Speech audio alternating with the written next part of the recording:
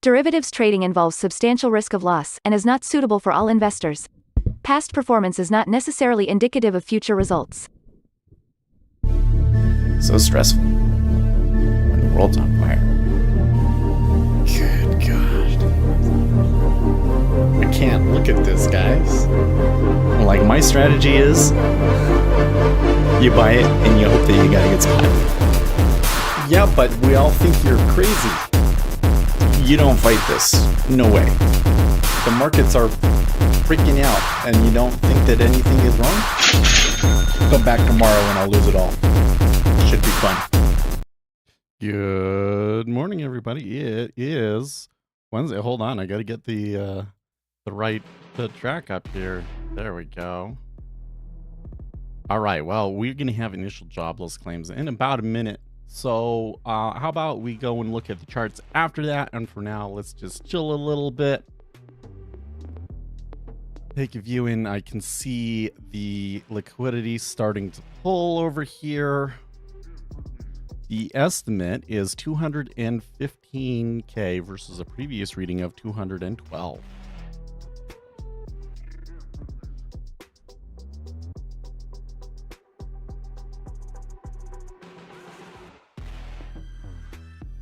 Pretty good pull there for initial jobless claims, yeah?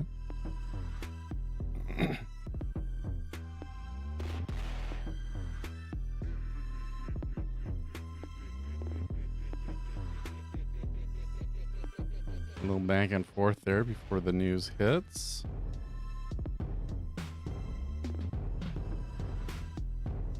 Okay, 207 versus an expected 215. Well, that was kind of weird.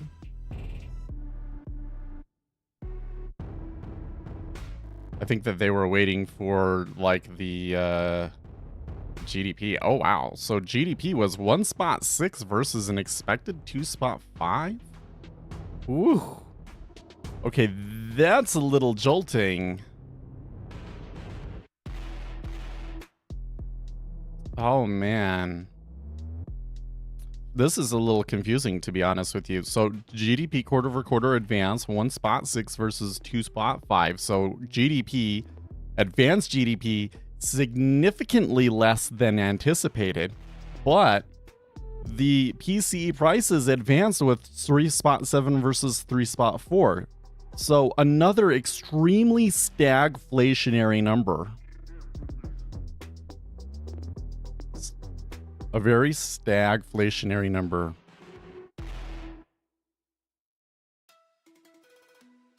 Wow. Well, to be honest with you, that terrifies TF out of me, so I am not gonna touch it. I'm a little taken back by how they reacted to that. I was not anticipating that this morning. I mean, I know GDP is a relatively major number, but it usually isn't that crazy. Usually isn't that crazy. Too wild.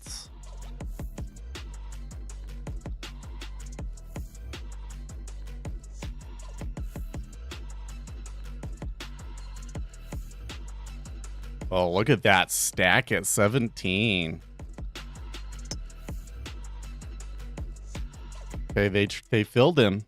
They filled him.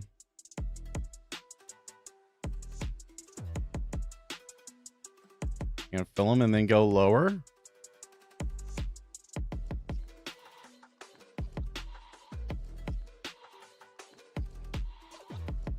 Well, geez, we could see 4.7 today. But remember, 4.8 is kind of the spot where, like, the markets start to get really unhappy about it. Is Bitcoin up? I don't think it is. So let's go and look at the charts now, shall we? Shall we? Okay, we got rollover notifications for a number of instruments, so let's just do that real quick.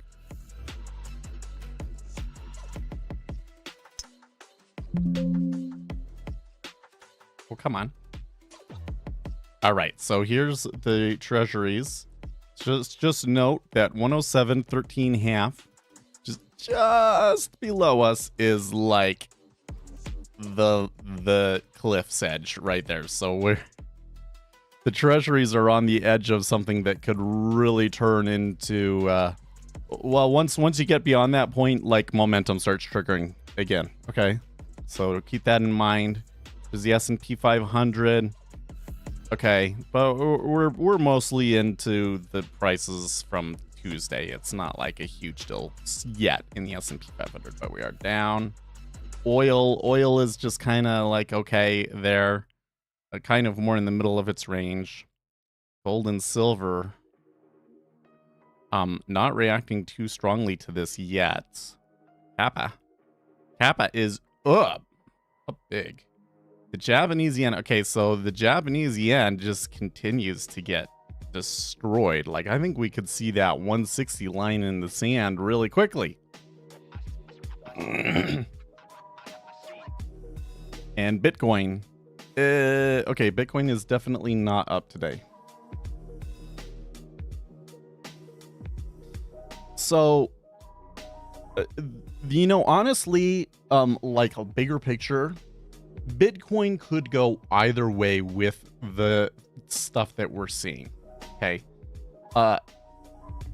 So Bitcoin is a risk asset, which is to say that people speculate with it. Nobody has to own Bitcoin. Nobody is dependent on regular purchases of Bitcoin to fund their business or yada, yada, yada, right? That's a fundamental difference between Bitcoin and gold and like any other asset, okay?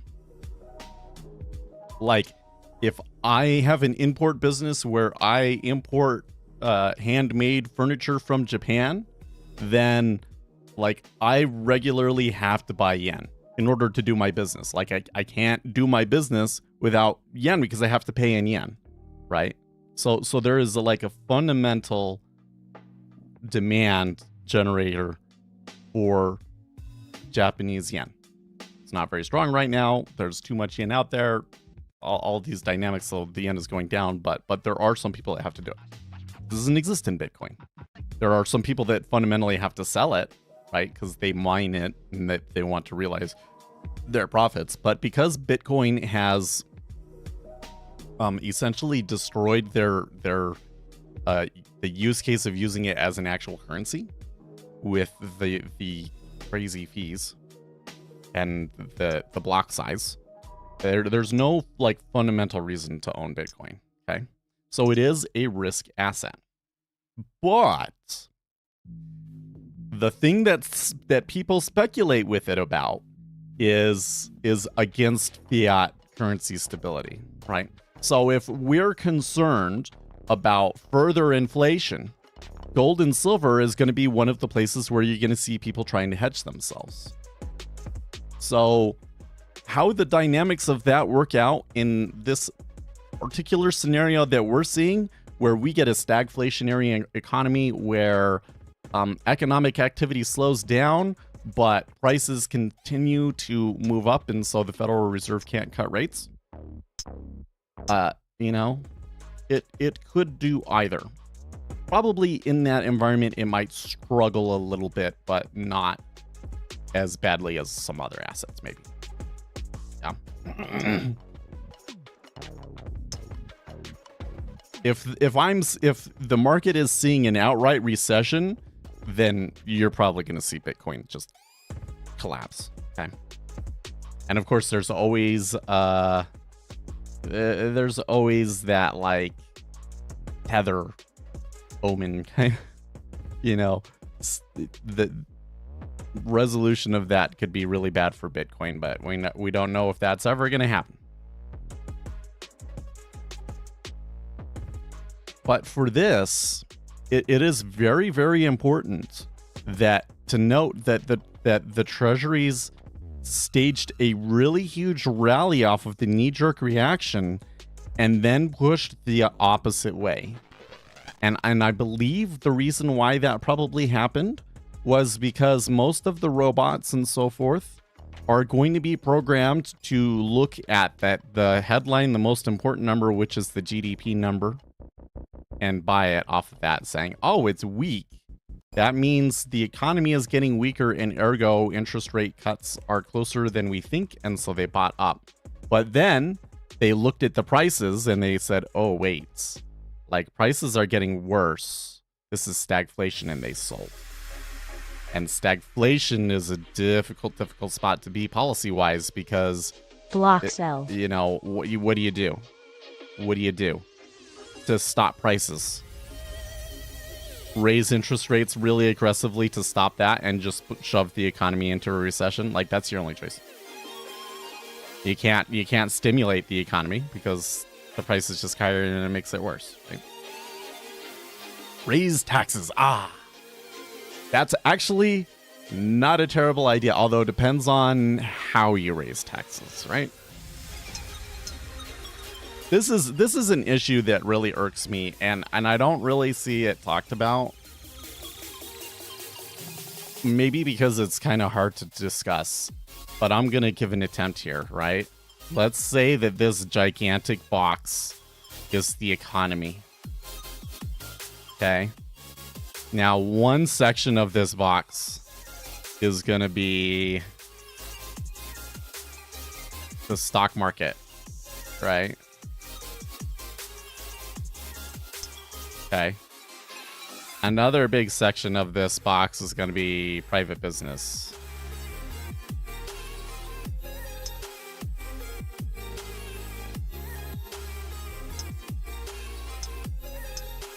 Right. Now with some overlap, because some stocks, they sell stuff to people, right?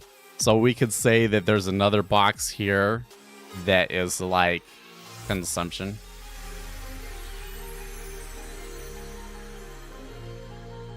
Yeah. So it's kind of like one of those, what do you call them, you know, where they got the multiple ovals and they kind of overlap what I'm trying to do here. Okay. And then we have another one that could be like, government contracting.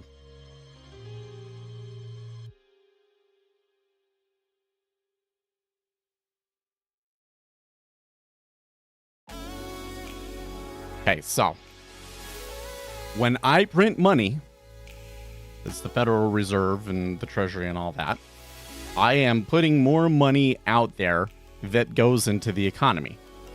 Now, typically, when I print money, what happens is it goes to banks, and banks create the money.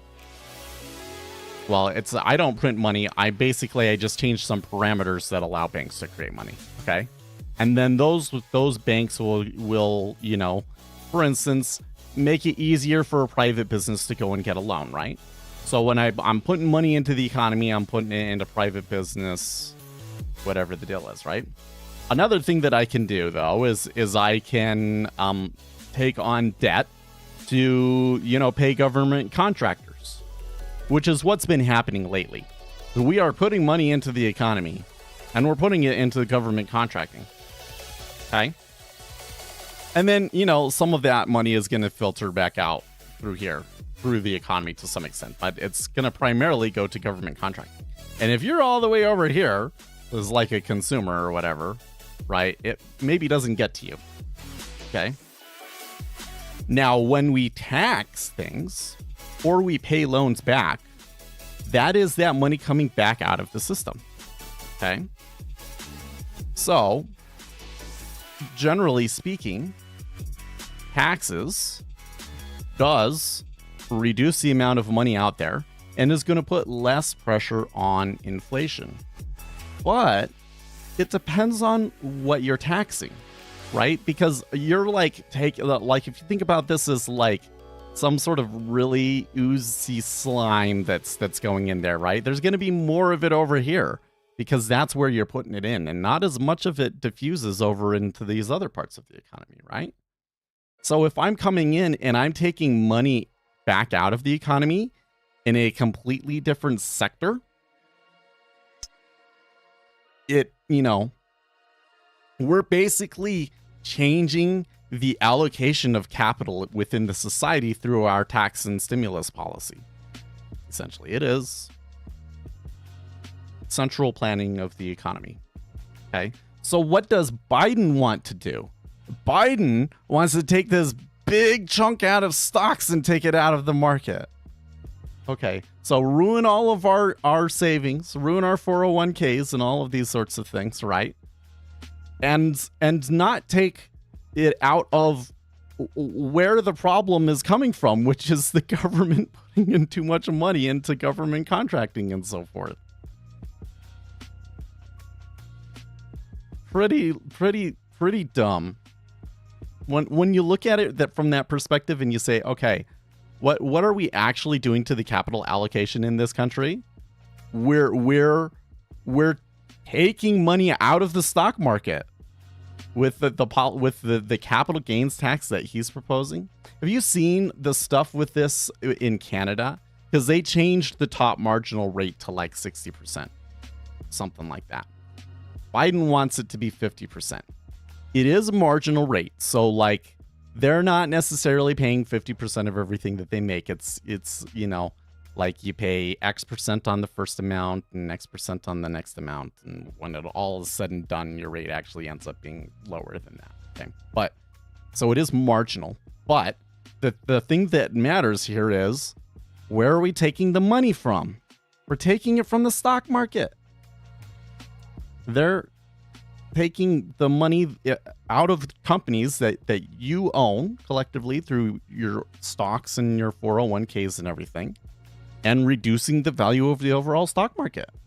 So even if you're not affected by that tax because you're not in that marginal tax bracket, you're still affected because the value of your stocks are going to go down. Right? When you think about the policy from that perspective, it's a really dumb policy, isn't it? Like, oh, the best thing that we have going in this country is the stock market. Let's destroy it. Really frustrating. And yeah, you go and you look at what's happening in Canada with this. It's not good. Like it is having a pretty negative effect on Canada. And Canada is in a much worse spot than the United States is economically because of those liberal policies that Trudeau has put in. It's like, at this point, it's so obvious now to all Canadians that Trudeau just does not stand a chance next election. That is wild. I think that normally I would be super FOMO on a move like this. I'd be super FOMO. Oh, I could have taken this. I could have, traded it anywhere from like 18 and below, yada, yada, yada. But this is scaring me. I'm scared. I am absolutely terrified to come in and put a live trade on this. Now that they broke the 13.5, we are into momentum territory, and maybe I could justify a trade if I think I'm in a good enough spot. I'm not liking the amount of volume that I'm seeing trade at 10.5 and 11.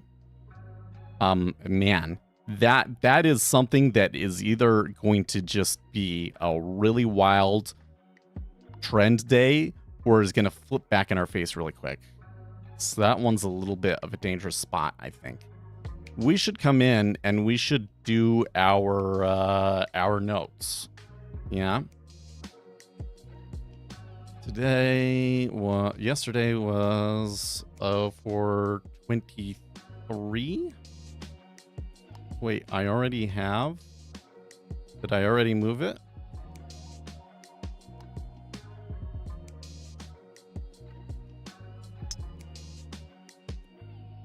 Yes. No. That was Thursday is the 25th. Oh, yeah. Okay. So actually we need to move today.md to 2024-04-24.md. That's what. And then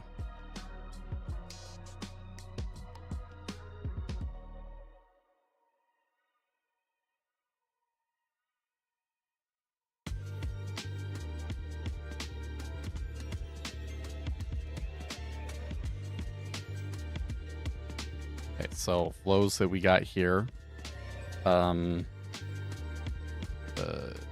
Initial jobless claims. GDP, advance GDP, PCE, note that there is another PCE number tomorrow, right? What's I forget what they call the two of them. Or PCE. Oh, this is not PCE. We're gonna call this GDP price index. Tomorrow is PCE, which is a really important number. Okay. JPY intervention still at 160 potentially, and moment on the edge.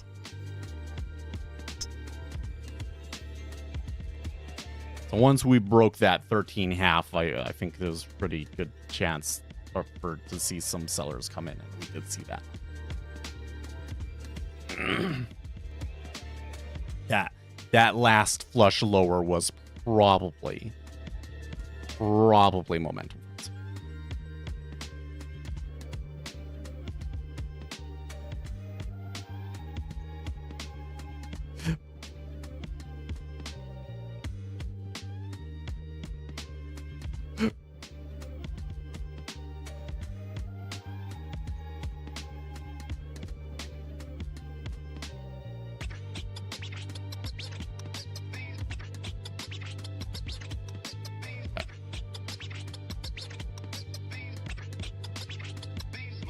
Twos are at 5%, really. Look at that big order at 11. Kind of toying with it a little bit. Russ TV says, hi, welcome to the stream.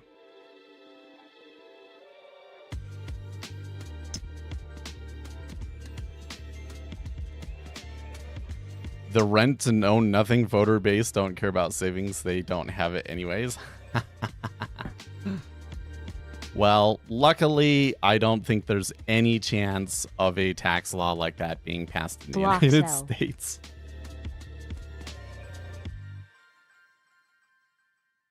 Jeez, so there was a big bid up there and they gobbled it all up. Is that going to push them lower?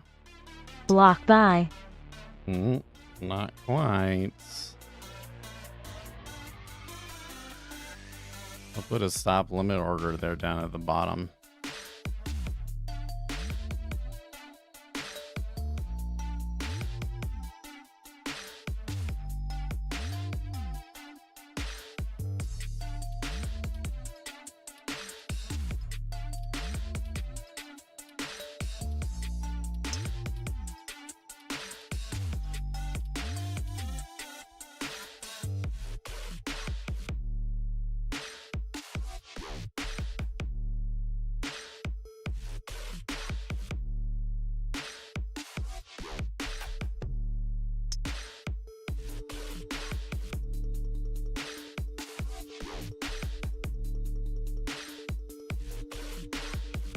This really is going to put a really big, strong emphasis on the PCE data tomorrow.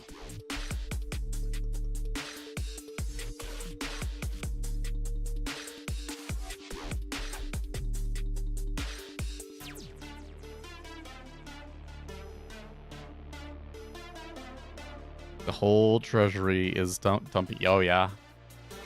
Oh yeah. We're well into like 50,000 contracts short now. And in a very short time period too. So like again, normally I would be super FOMO right now, especially since I didn't trade very well yesterday. But this move is so terrifying. I'm okay sitting on the sidelines for it.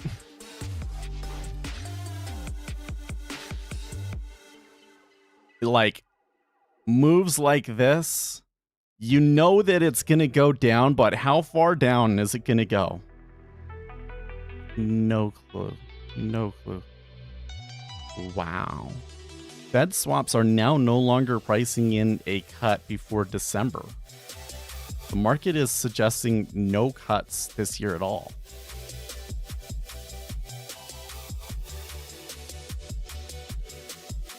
Yeah, they didn't break that low as quickly as I thought, so I'm going to cancel that.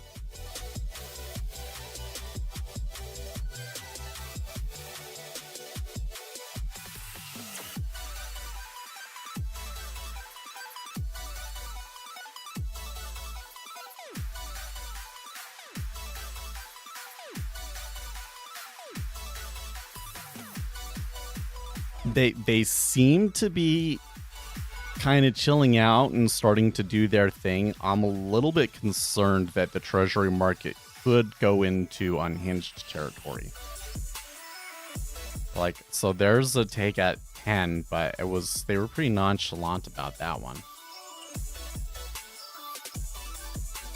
So remember that, like, the impact of a large meta order tends to go like this, but there is a point at which it just becomes unhinged and then that behavior stops. And we're probably somewhere like right here.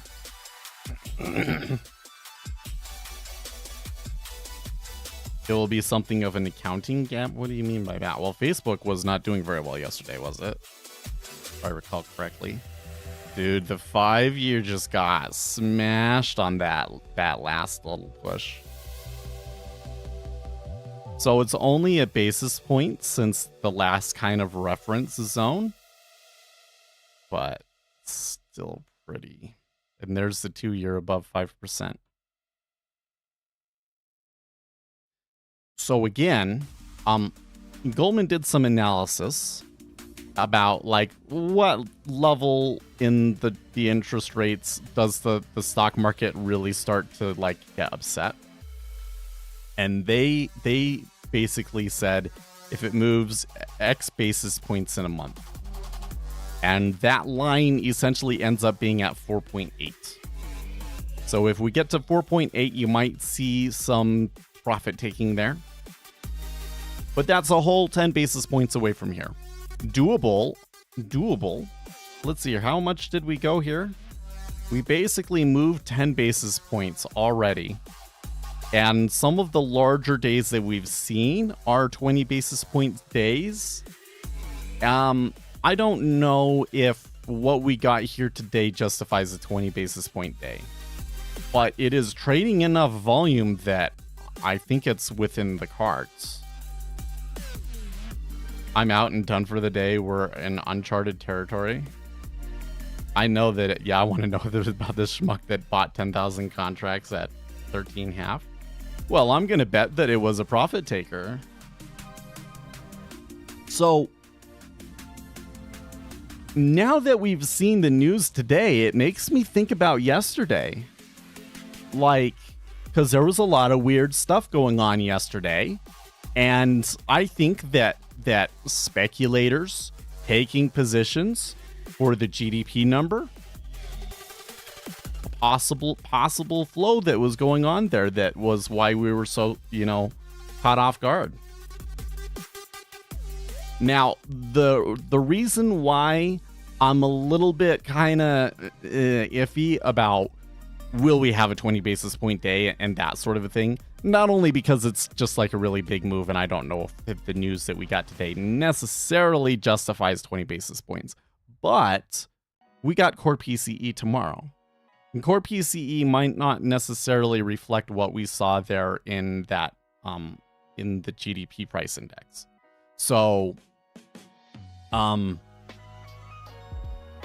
that's going to be like a little bit of a footnote there that, if I made money on this move, I'm probably taking some profits on it. Right? But we are in momentum, so there are going to be those big momentum funds probably coming in and selling the treasuries here. I don't want to fight them. I'm not going to take this for a reversal or anything like that. Rather, I'd maybe be looking for if I get a lucky spot. Doesn't look like they're going to give it to us, though. It looks like it's just going to keep going. Like, we have not had a meaningful pullback.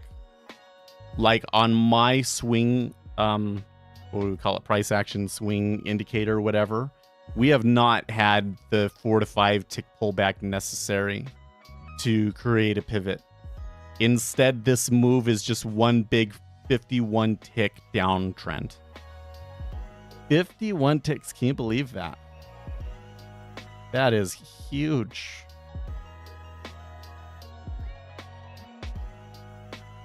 Well, 107 is way down there. We're at 08.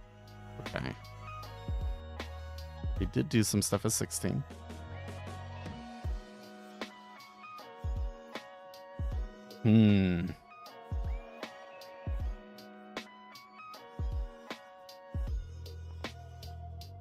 Let's see if Zero Hedge has anything about it yet. Okay, they do. If the Biden administration was to have any hopes of the Fed cutting rates and monetary easing ahead of the election, the tires would need to start falling off the economy right about now, which is why we didn't find it surprising that moments ago, the Bureau of Economic Analysis reported that in Q1, US GDP unexpectedly collapsed to just 1.6%, down more than 50% from the Q4 print of 3.4 and a huge miss to the 1.6% estimate.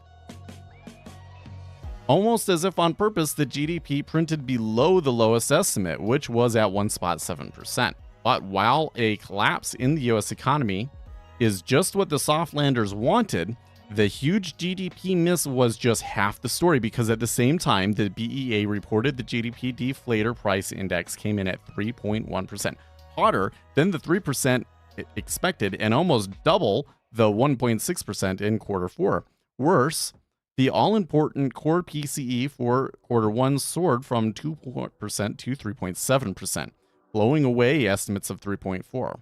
We will get a more accurate core PCE print tomorrow for the month of March, and suggesting that the US is about to not pass go, overshoot South Landing Island completely, and crash land straight into a stagflationary recession. Unless the Fed does something, although what can it do? With inflation rising and growth slowing is anyone's guess. I think that's about right. Like, the data has kind of been hinting stagflation for a while, but this print today really screams stagflation. It's so interesting to me to see this happen today after the PMI numbers that we got on Tuesday that really gave the market hopes for soft landing. I was like, we got a little glimpse through the clouds, and then, back into the hurricane walls. It's just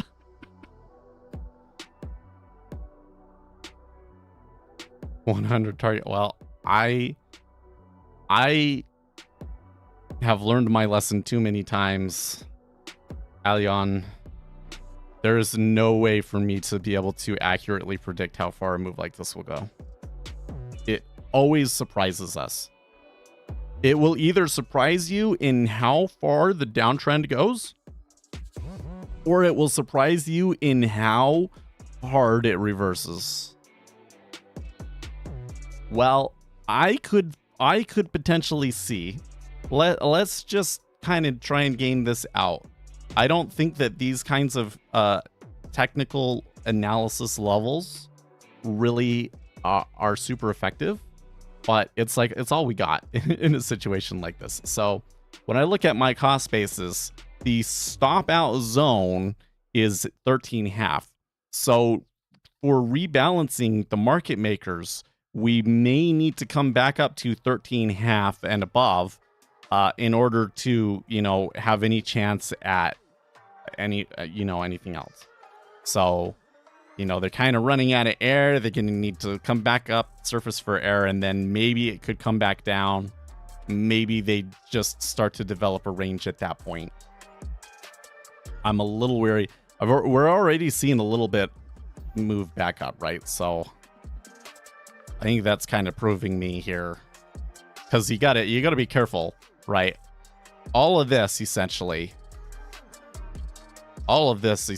is like low liquidity now, and pretty heavy liquidity into all of these spots. There was just like tons of market orders.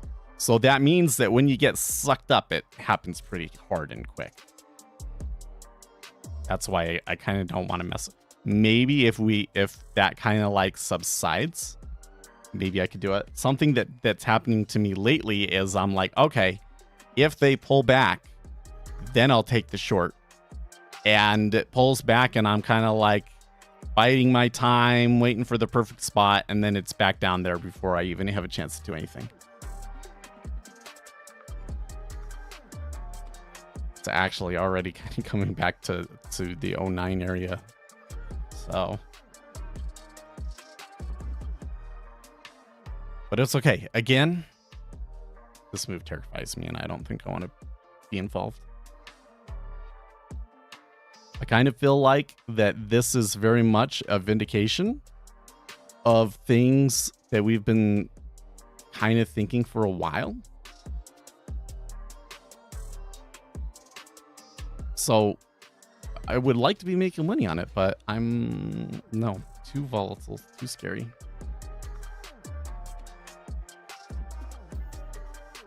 Subsides, yeah. Well, it's gonna come. I tell you what, the selling flows are not really subsiding. It doesn't seem to me.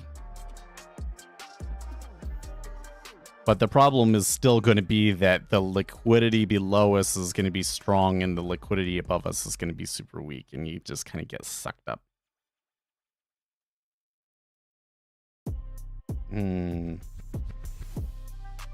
Well, let's browse around, see if we got any other...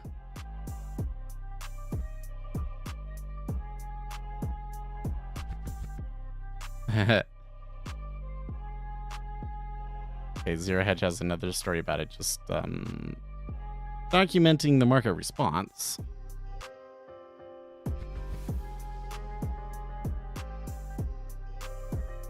U.S. futures tumble after Facebook implodes. GDP data on deck.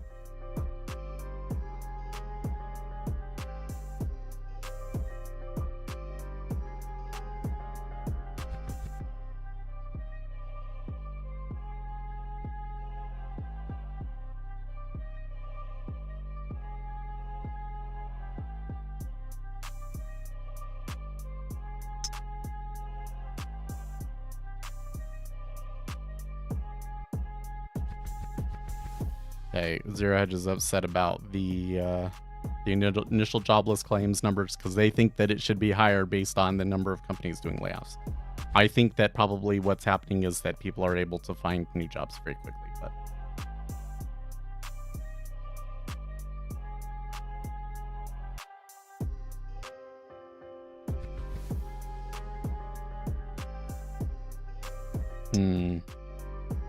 So one thing Zero Hedge is asking in this story is, you know, with the 2-year at 5%, can they actually hold that?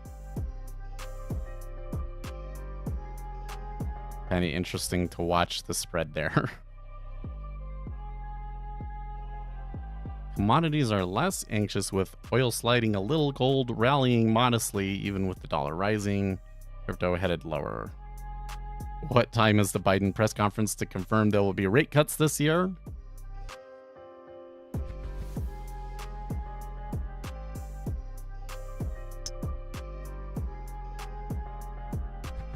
The other crazy thing is that we have a Federal Reserve meeting next week, guys. Do you think that Powell will be a little bit more hawkish this time, or do you think that he's still going to kind of play this game like, oh yeah, we could probably, you know, cut interest rates this year once for you, maybe? Yeah, I think it could be in the cards.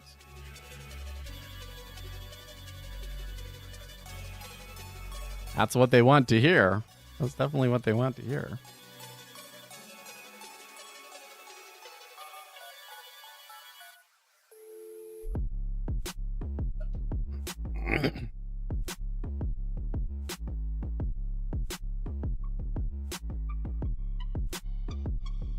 That's weird.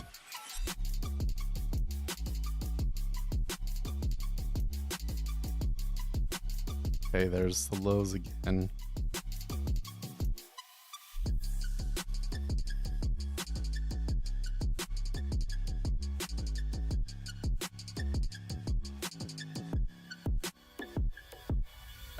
Because there's that big order down there.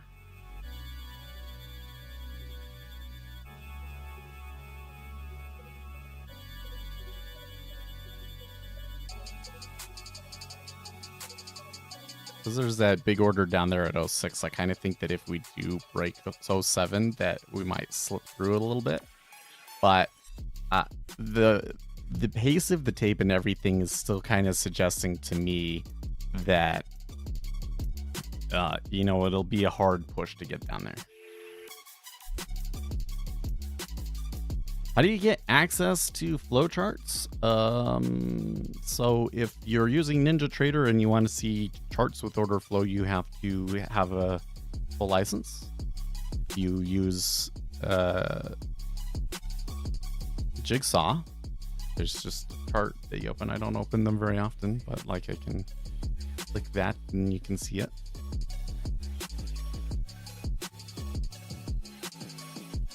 I'm gonna close it though.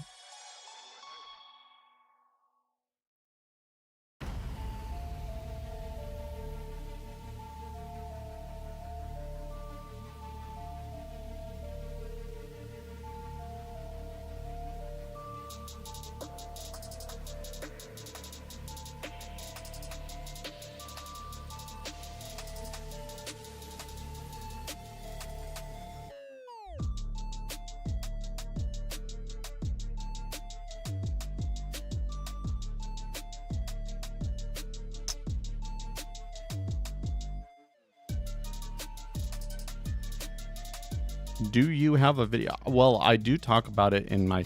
So, something that I'm working on... Actually, we could do a little bit of that right now if you want. Since I don't think I'm going to take a trade today. Well, I might take a sim trade, so... There isn't much information on YouTube about what software to use or how to access it. Okay, so... I mean, I do have some videos about what my favorite platform is. I really love Jigsaw, but you know, content in that area is kind of difficult because the space is extremely competitive, so it changes a lot, and it's very tailored. Like each platform has a thing that they're good at. They each have their own little niche, and so it depends very much on you know, what you want, right? Like Jigsaw is the best OM. So the people that buy Jigsaw, like myself, it's because we want the best OM. Okay. Another issue is that the software that you use is very much tied to broker.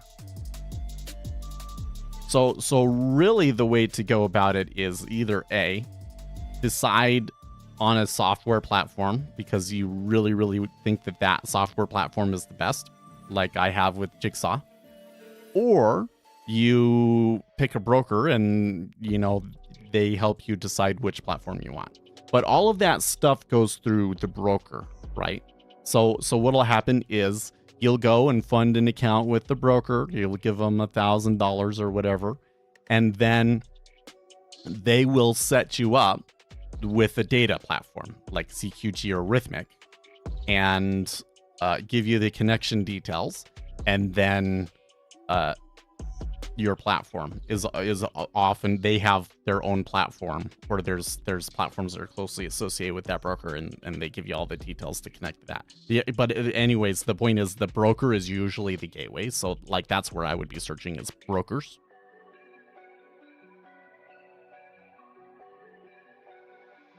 Because that's how you access it, generally speaking.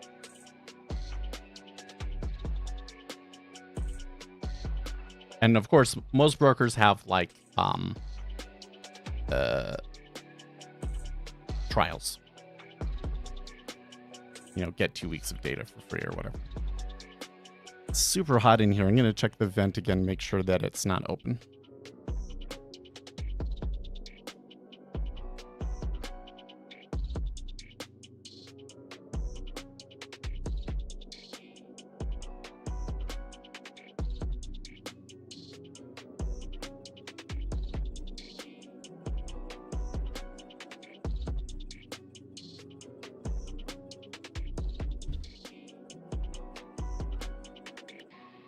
Okay, well, my vent is closed, but it's super hot. So I'll open the window and hopefully that cools it down.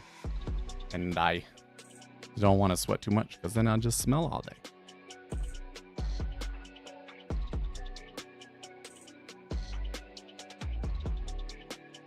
Okay, so they've traded a decent amount at 07.5 there. Actually was some volume at 07, but they did not trigger my stop limit order.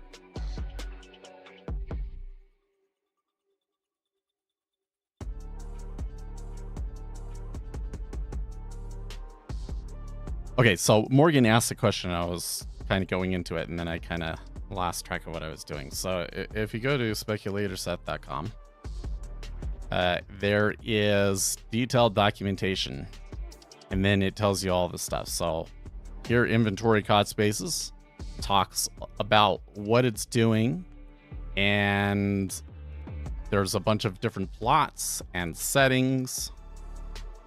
I discuss the kinds of patterns that you will see with it, limitations, a bunch of examples. So if you haven't read the detailed documentation on it, you can go and do that. I did make a video going into all of the indicators in my suite.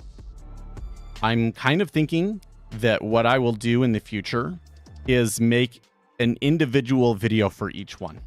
That way they're broken up, they're small, you can just come in here, it'll be like embedded. I think that would be a better setup. I've been going through here, so like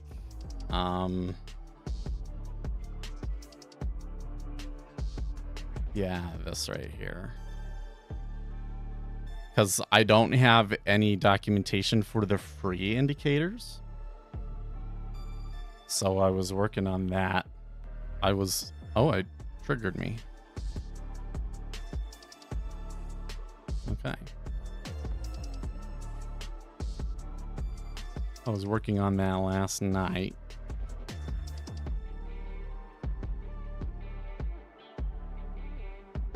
So I'm changing it, I think, so that there's just free downloads and buy now. And then you get this. Oh, here's the elite suite, the free suite, multi-period candles. Maybe I'll make another one that is buy. Something like that. I don't know. No, maybe not. Here's the installation instructions, full license instructions. So I want to have documentation for a free indicator suite. So I need to write that.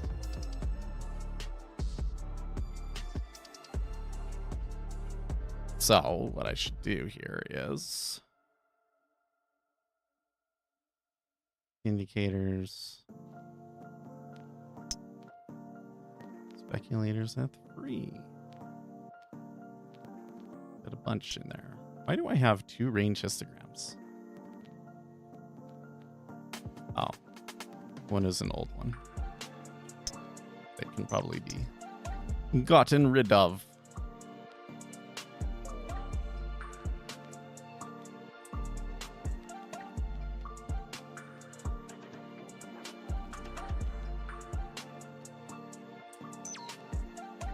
I won't add developing POC in there, not yet.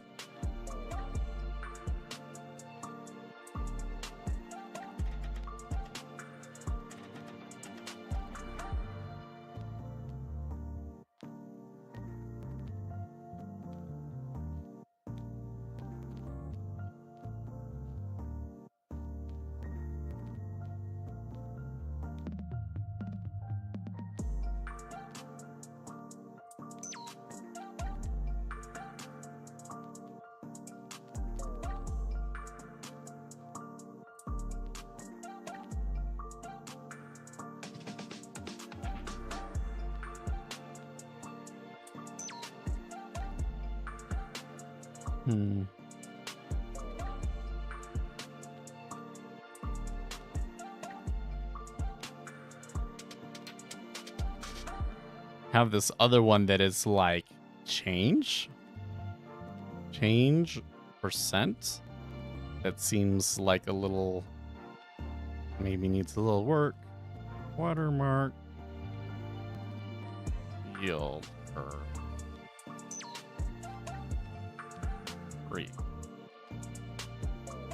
70K. Oh yeah, No, it's almost 80k, dude. Almost 80k in yen.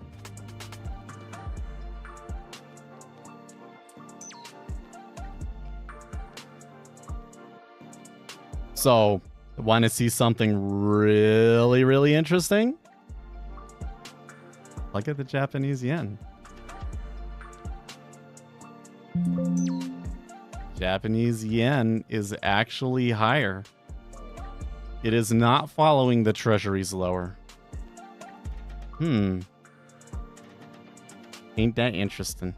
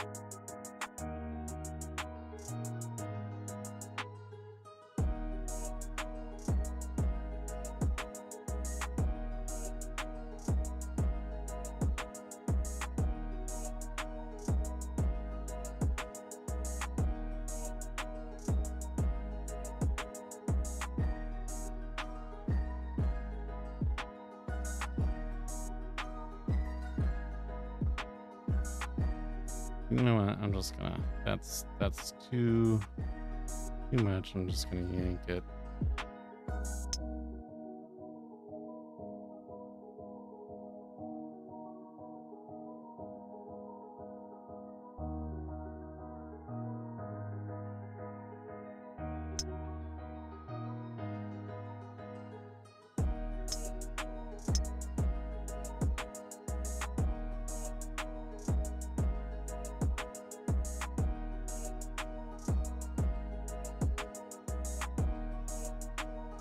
Okay, it did fill me. Oh wow, did it fill me?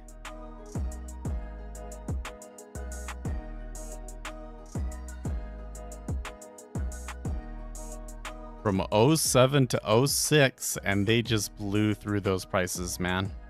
And where does that put us? 735. Wowzer. We could very easily have taken 47 or 48.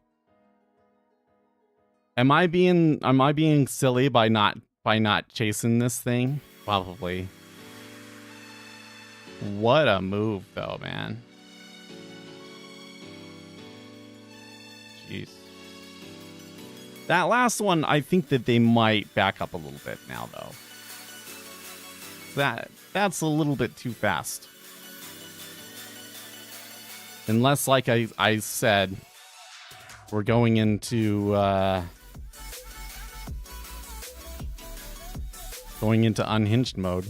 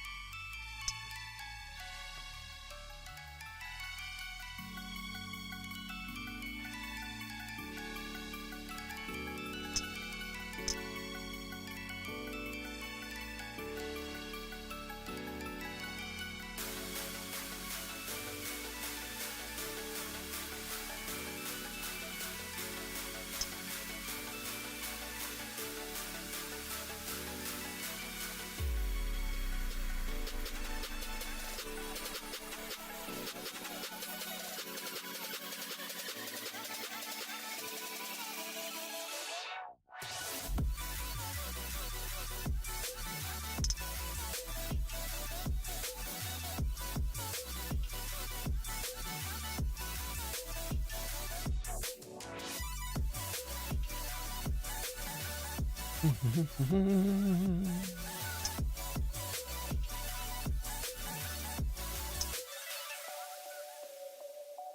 come in here and change the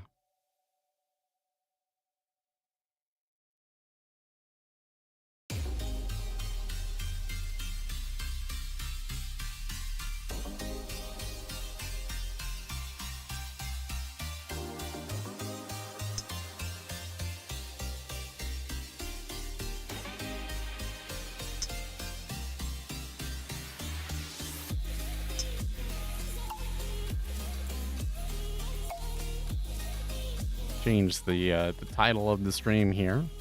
Empire is striking back at 06. Oh, there you go. Yeah.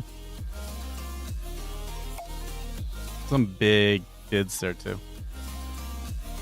This just was kind of like, you know, I had my target where there was a big order there. I was a little surprised that by the time I had noticed that I had gotten filled that they were already at 05. It's like, what? Well, that might come back. And it did. It did.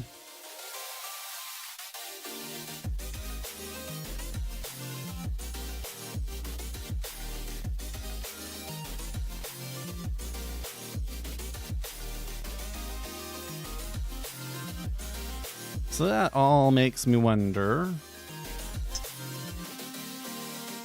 what is changed percent? Block buy. Block buy, huh? Interesting.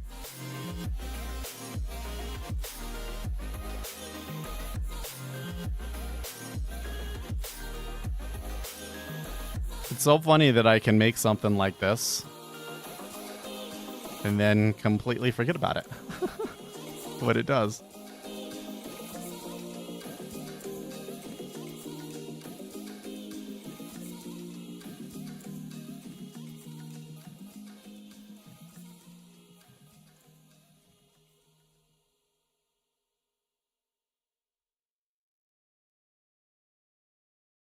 I see.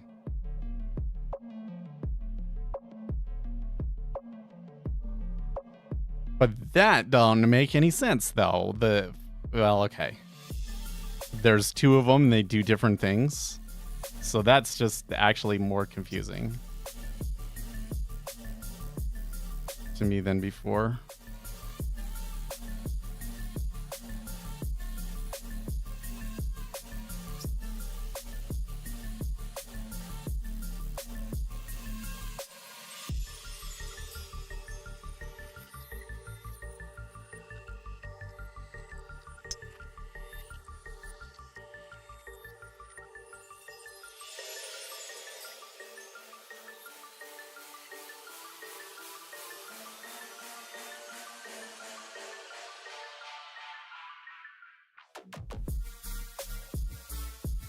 See, there's change percent and there's percent change.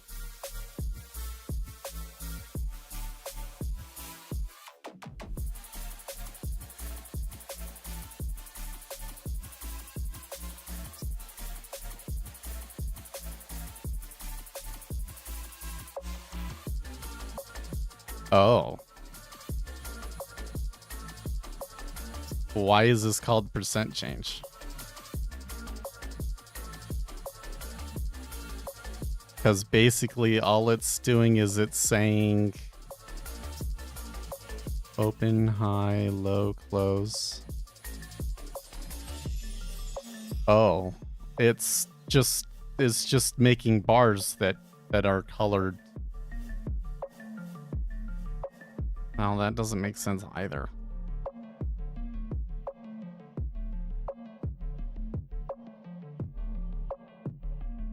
Looks like something I made for somebody that was like really highly specific.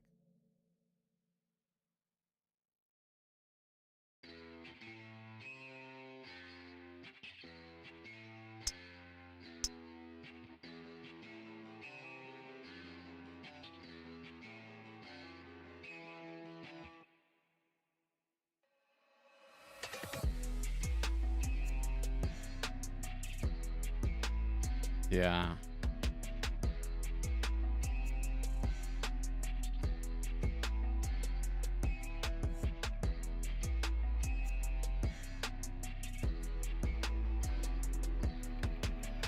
Interesting.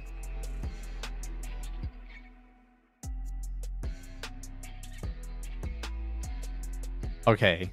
So what this is doing is it's printing essentially the same chart.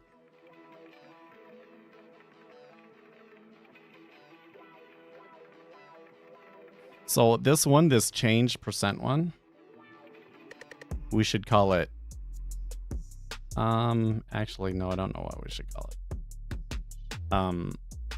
Where was this?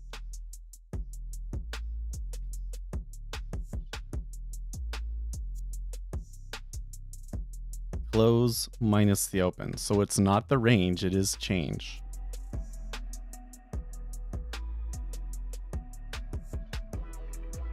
What can we call it?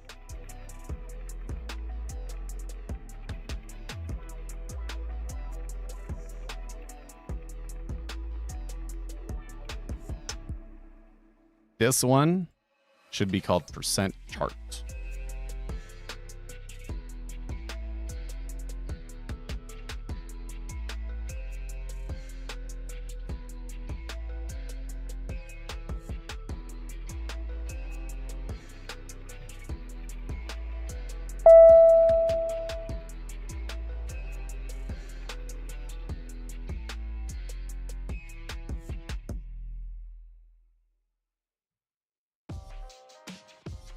I do kind of think, though, on this one that how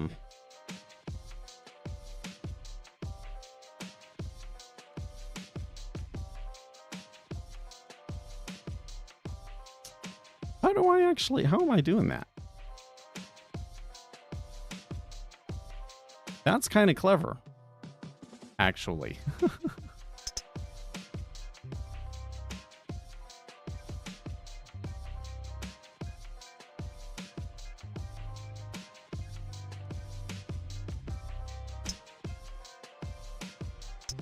It's so weird to go back and look at code that you wrote. Like I remember writing this on the stream, but like I do not understand why I did what I did or how it's doing that.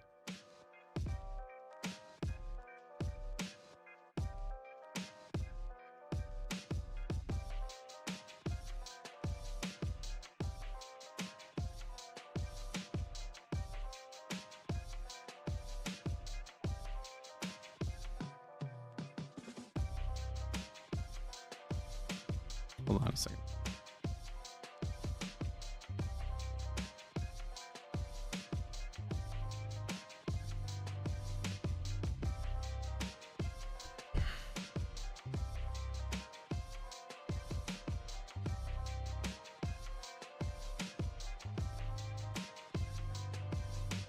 It must be in the drawing of it.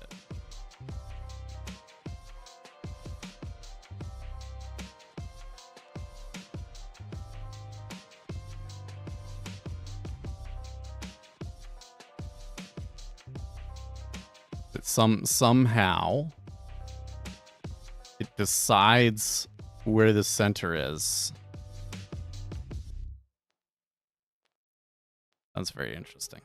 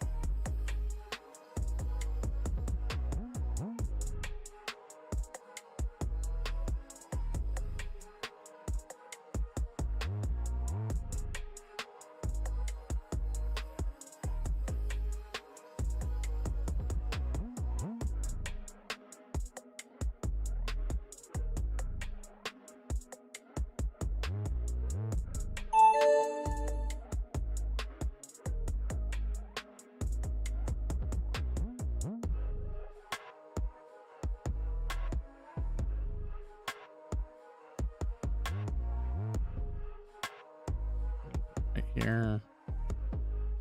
L-I-A her. Percent change chart.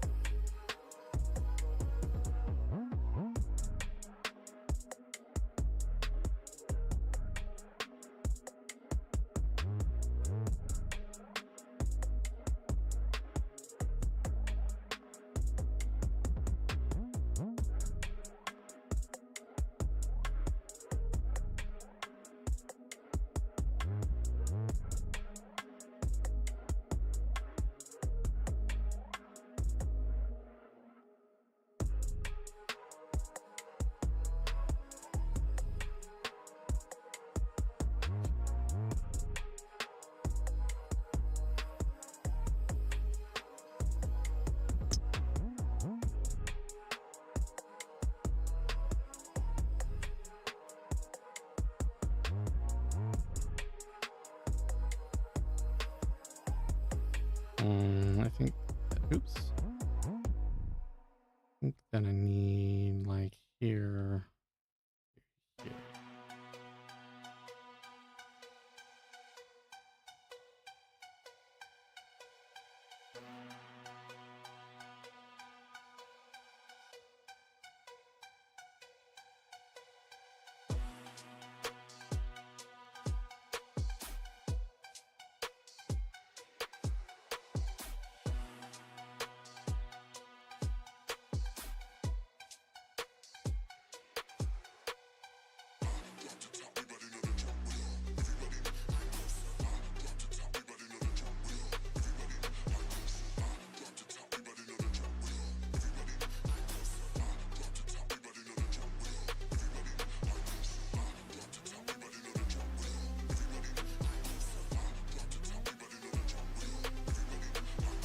Okay.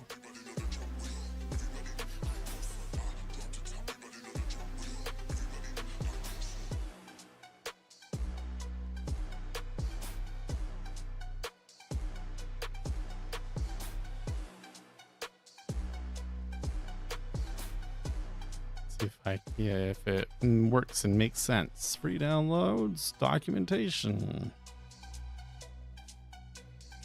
Yes. There's an extra LI at the end. That's what that's. Oh.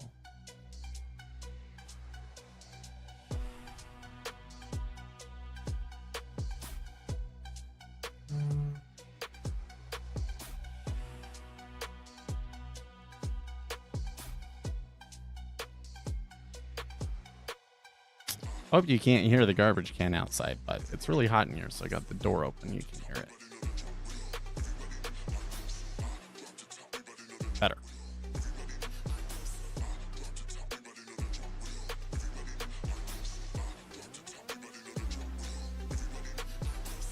I don't know. It's been a little bit like back and forth here. It does kind of look like that they're developing that range. That they've kind of reached the extent of their impact. It'll be very difficult for them to continue pushing down from here. I don't think that I want to be looking for like at least not for a little while. Like they need some time for the liquidity to recover, and then maybe there can be another push lower. And that very well could be a trend day. It's just that for the next, 30, 45 minutes, I think that we might be a little bit range bound.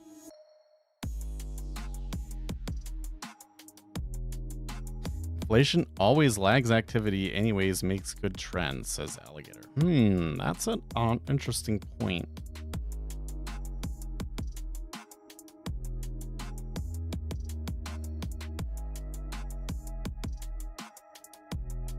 I have the time delta percentage.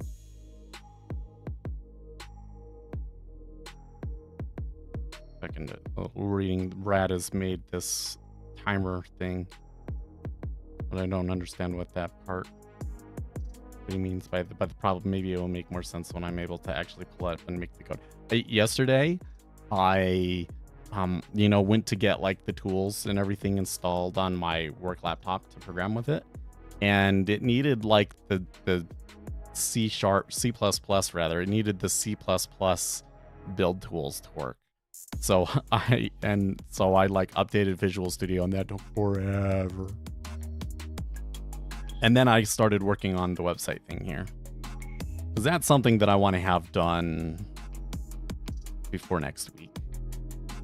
So I would like to have this all cleaned up and a video out on Monday, because we're going to be on the Ninja Trader live stream on Wednesday. So we just kind of want all of our stuff up to date, so anybody that comes through, they can find all of the free indicators. So I've had some people lately having trouble getting the having trouble downloading the multi-period candles.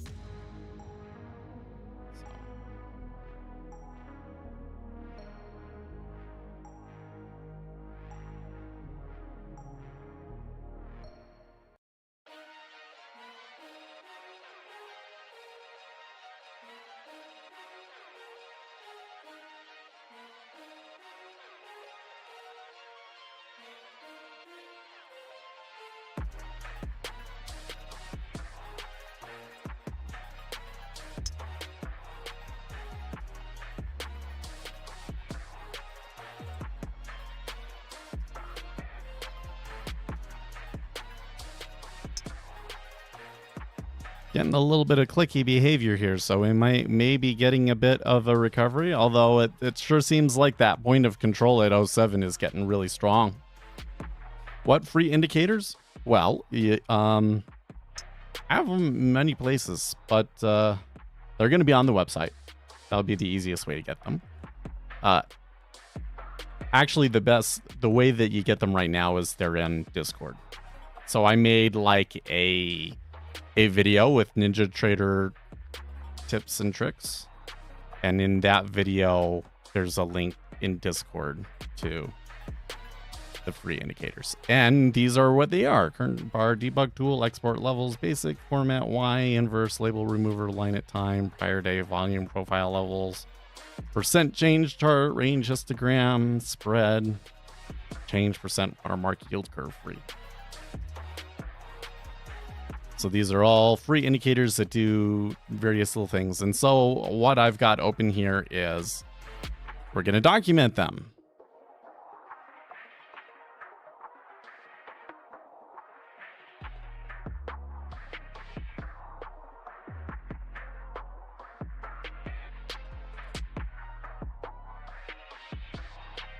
Oops.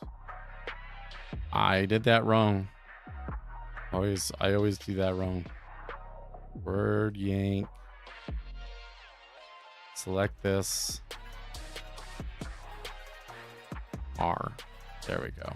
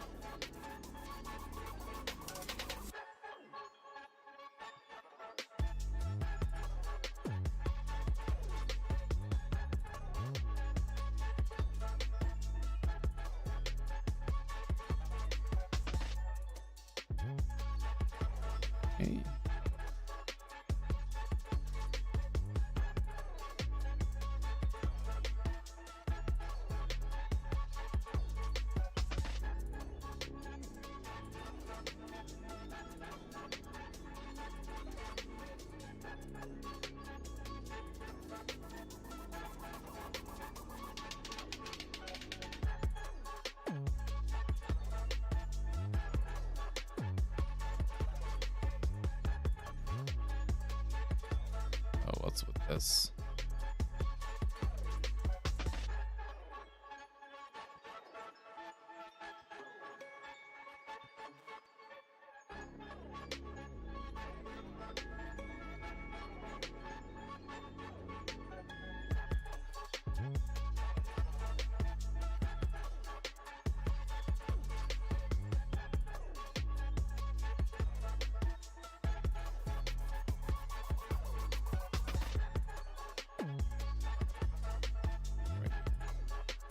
Okay, so now that I've got one that's good, I can like probably just come out with the rest of these.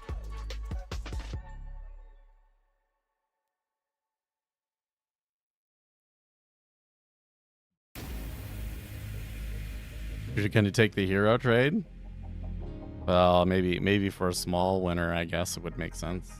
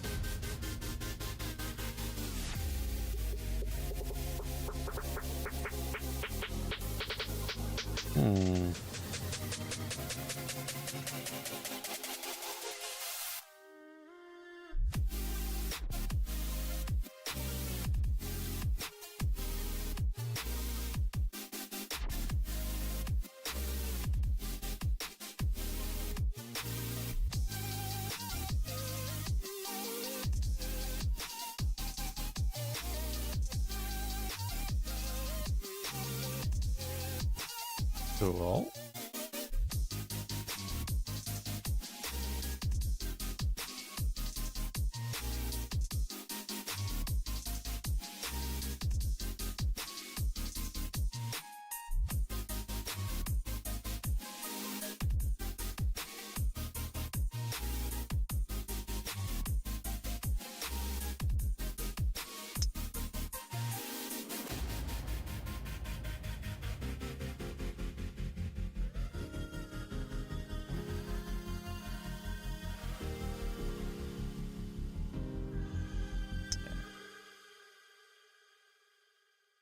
Current par debug tool.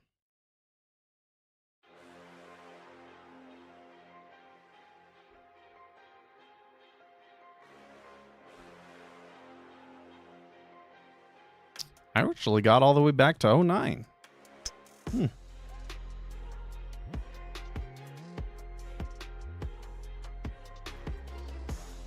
So I did all of that. Let's take a break a little bit.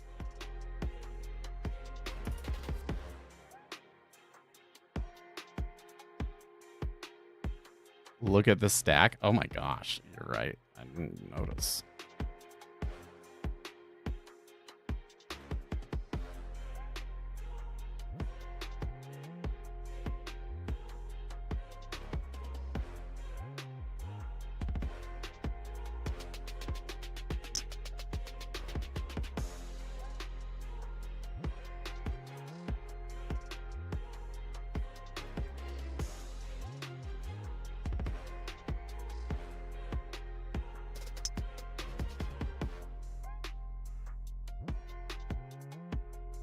Wait, what? The lead? So I just decided to stop over to Zero Hedge and see what else we got going on here.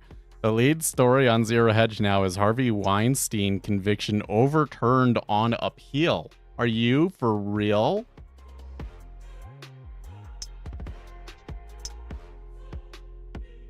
You got 7 to 9? Well, that's not bad, man. That's not bad at all. That stack there was a little suspicious. It just like completely disappeared. Uzi's laughing seriously. Okay, so let's read. How did it get over appealed? In a 4-3 decision. What? In a 4-3 decision, the court found that the trial judge in the disgraced mogul's case had made a critical error, allowing prosecutors to call a series of women as witnesses who said that Weinstein had assaulted them, but whose accusations weren't part of the charges against him, the New York Times reports.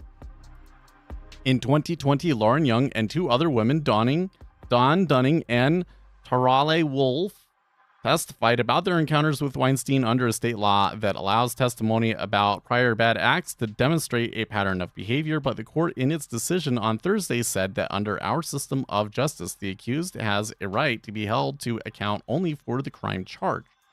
Citing that decision, and others it identified as errors, the appeals court determined that Mr. Weinstein, who as a movie producer had been one of the most powerful men in Hollywood, had not received a fair trial. The 4 judges in the majority wrote that Mr. Weinstein had not tried solely on the crimes he was charged with, but instead for much of his past behavior.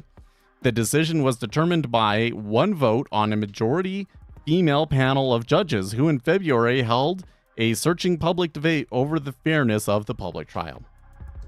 Weinstein was convicted of raping aspiring actress Jessica Mann at Doubletree Hotel in 2013 when she was 27 years old and forcing oral sex on former production assistant Mimi Halei, then 28, at his apartment in 2006. That was all he got convicted for? Now, Manhattan DA Alvin Bragg, who is currently prosecuting former President Donald Trump, will have to decide whether to seek a retrial of Weinstein, who remains in an upstate prison in Rome, New York at the moment. It's unclear how the decision will affect his future. In 2022, he was convicted by a California court of raping a woman in Beverly Hills Hotel and sentenced to 16 years in prison. The jury found Weinstein guilty of rape, forcible oral copulation, and sexual penetration by a foreign object involving a woman known as Jane Doe 1. The 2022 jury acquitted Weinstein of a sexual battery charge made by a massage therapist who treated him at a hotel in 2010. He was unable to reach a decision on 2 allegations, including rape, involving Jennifer Sibel Newsom, the wife of California Democratic Governor Gavin Newsom. She was known as Jane Doe 4 in the trial and had testified to being raped by Weinstein in a hotel room in 2005. Weinstein was okay, so they're not really telling us like what happens as a result of this, but that is so wild actually. Weinstein's trial is deemed unfair, but Trump's trials are activists stacked to help him, and it's fair. No, I am pretty confident that so first of all, oh man, dude, this is such a rabbit hole. I don't know if I should really be going into this, but I will. Okay, so the trial that is at issue right now for Donald Trump, the one that's going on right now and that Uzi's talking about, is the trial over the Stormy Daniels payment. So Donald Trump apparently had sex with Stormy Daniels, and then there was like a tabloid story that it was going to become public, and so his lawyer paid the National Enquirer or whatever to bury that story. And the prosecution's case is essentially that Donald Trump, that payment was a campaign contribution, is basically the legal theory. They paid a hush, and that's actually a campaign contribution. And they're charging Donald Trump with conspiracy. But then when they actually got to trial and the prosecution reveals, okay, so there's a conspiracy. Here's the law they were going to break, that they were conspiring to break. And it was basically to get Donald Trump elected. So there is no actual crime there. So even though the jury is very stacked, okay, I think a lot of people seem to think that the question is whether he did anything with Stormy Daniels or whether he made a payment to Stormy Daniels. They don't dispute that at all. What's at issue here is kind of a weird legal theory. So, if the jury decides, well, first of all, the judge would have to like continue to go through it, because the Trump defense is probably going to try and call, for the case to be thrown out. Okay. So the judge would have to hold strong, and I don't know if they will with the way that it's gone so far. But then if the jury does prosecute him, I don't think it matters, because they're going to appeal it no matter what, because it is a question of law. This is the sort of thing that gets handled by circuit courts and Supreme Courts, right? So the jury being stacked and all that sort of stuff. Well, I mean, he's not getting a fair trial, so that could also be a ruling that he didn't get a fair trial at some point. But really, the bigger thing here is that they're prosecuting him on a pretty narrow legal theory that I don't think is actually going to pan out. And that's kind of the case with all of the prosecutions against Donald Trump, is that they're reaching for a novel legal theory to try and prosecute him under, that plenty of other people have done and they've never prosecuted for. It's been one of those areas of the law where, it happens all the time, and it is technically within the law, and so no DA wants to pursue it. They're pursuing it in this case because they hate Trump. So it's absolutely, in my opinion, the case that he's, they're using lawfare, essentially. But this Weinstein thing is like super messed up, because it basically shows how difficult it is to get a prosecution against somebody that, especially on cases of like rape, right? Like it's hard to get a prosecution on rape in the first place.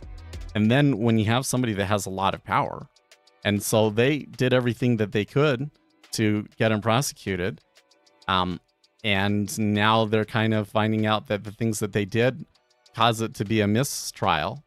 So if you're gonna like retry it, how do you retry it and get a prosecution against him? That is super wild. That is super wild.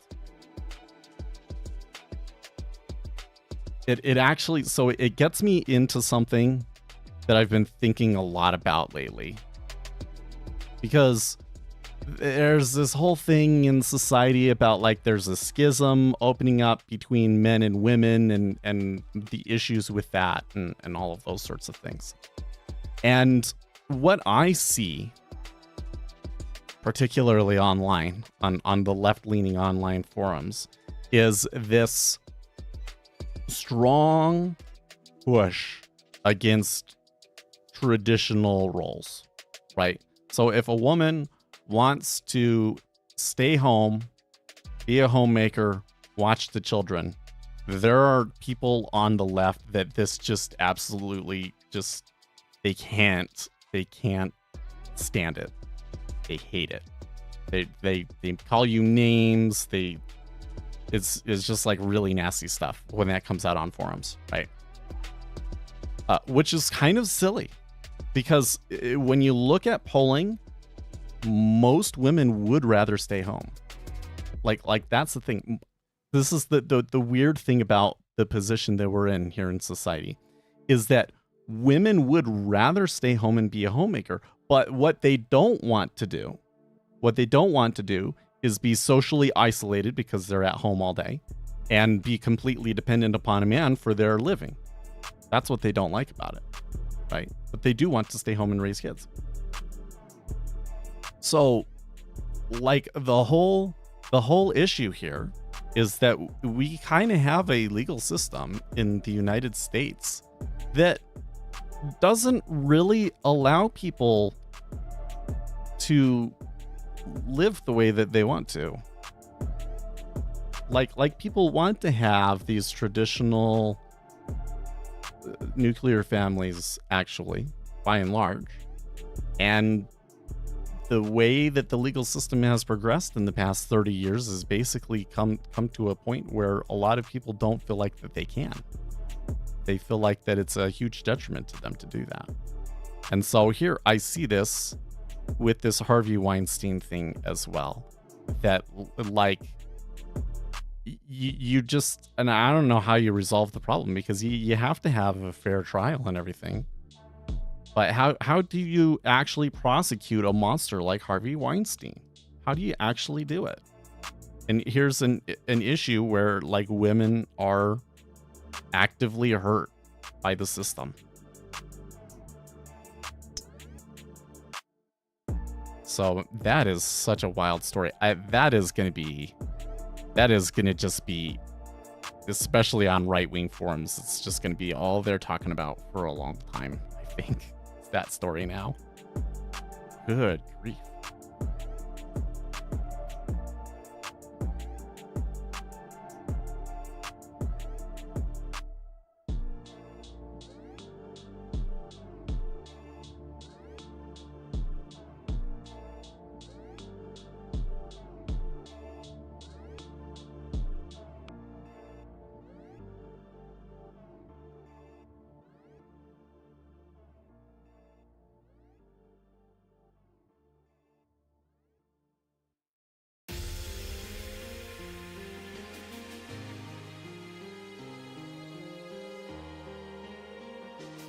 So are there any settings for the current bar debug tool? I don't think that there actually are.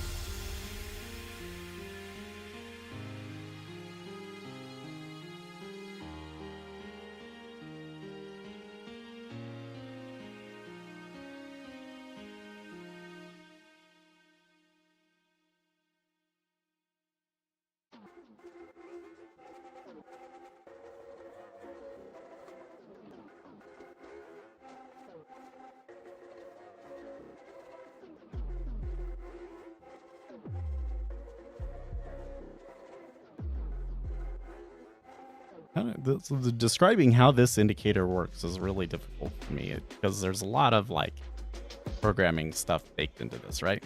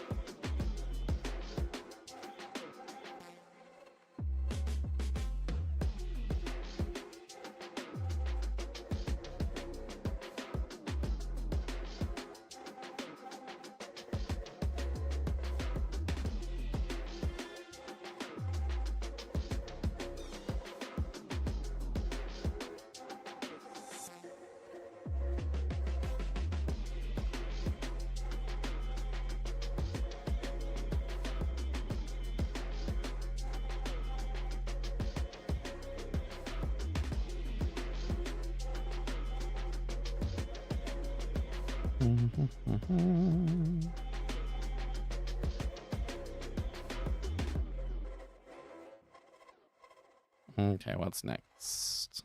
Export levels, basic.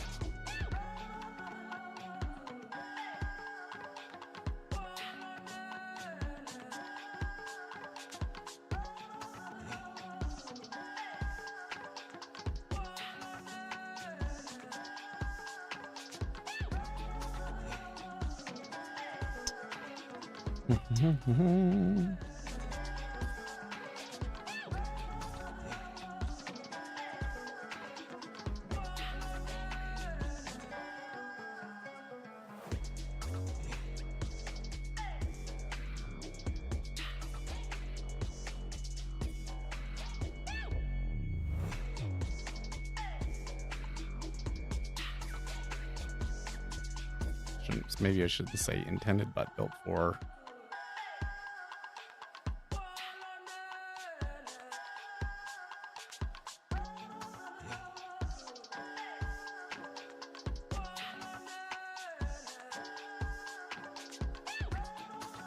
Oh, I don't have that in here, huh? That's funny.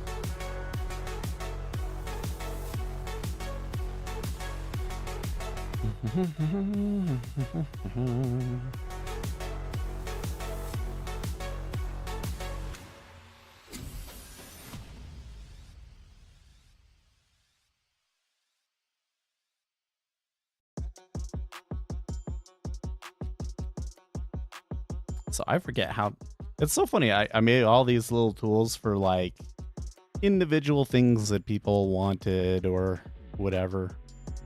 And I don't remember what a lot of them are even for.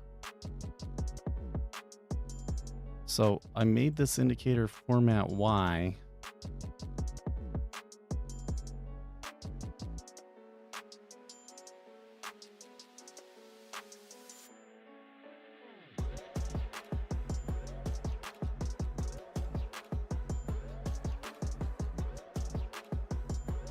This one might be a little weird.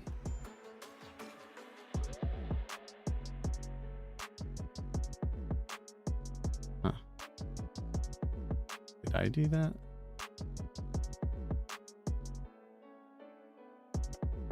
No, that was something else. That was printing that up.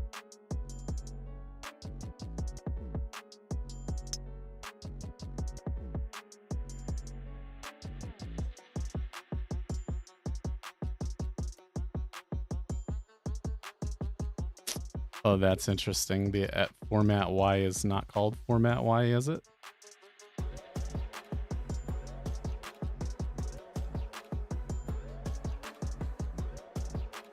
It is in there, though.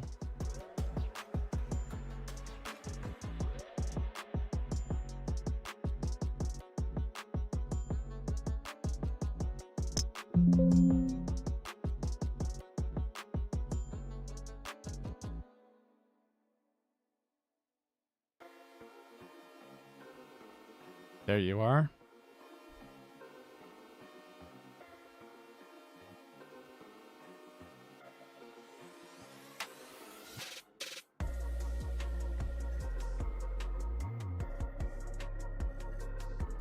Formats price values to 4 decimals. Oh.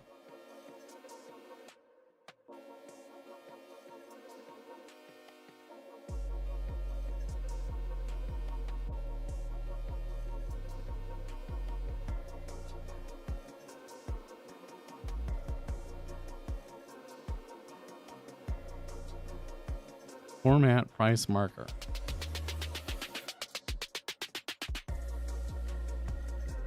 So it doesn't work on, maybe it works on, yes. No?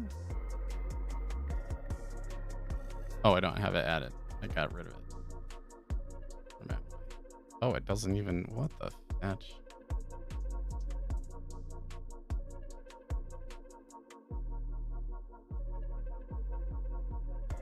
Huh. This indicator's got issues, dude.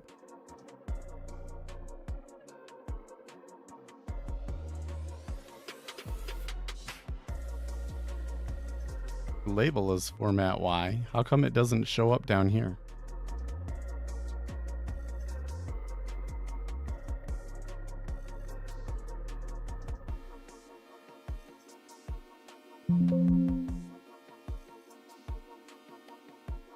What's with that?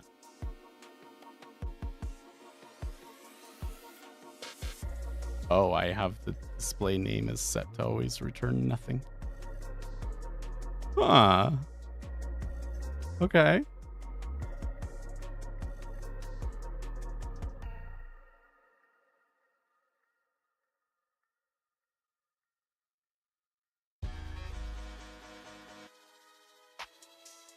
It says it's supposed to format price marker.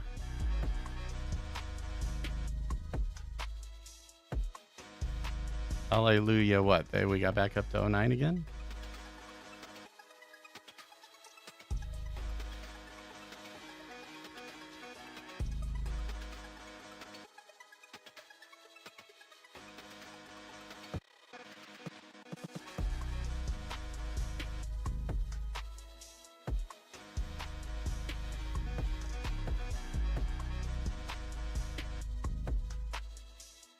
Oh.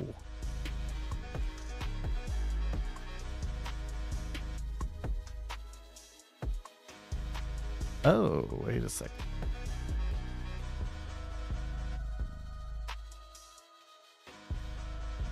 So I have it to N0, but if I change it to N4, maybe?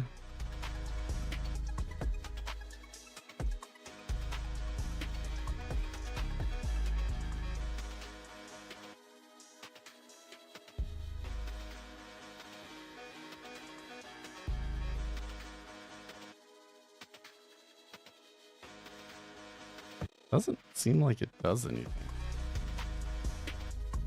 Forgot how to use it correctly, I guess.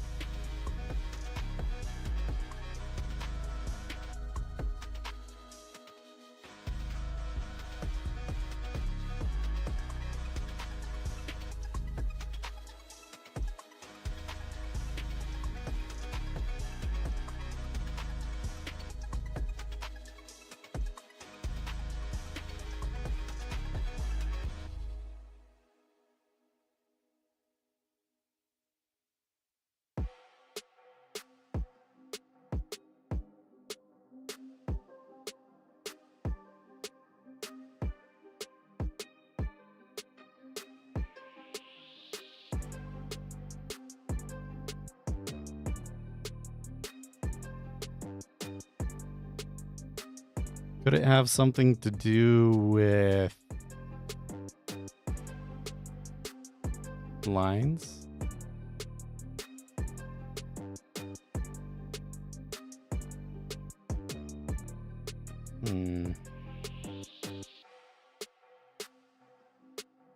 I just heard an uptick. Well, now. Okay.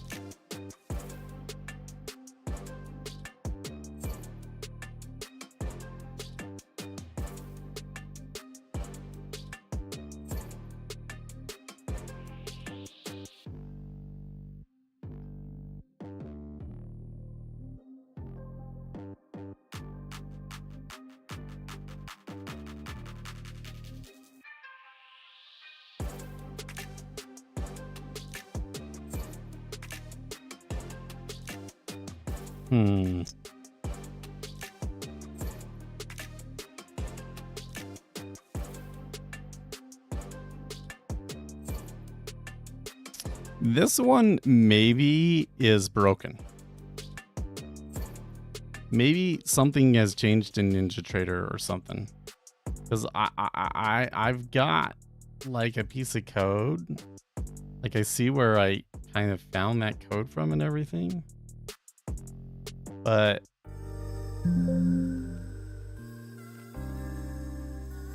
it gives you a double and then you can format it.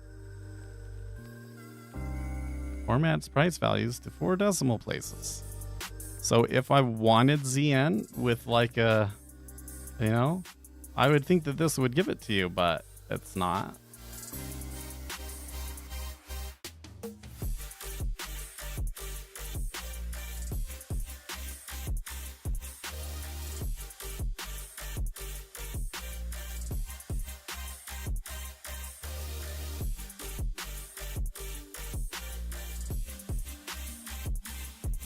Try one more thing.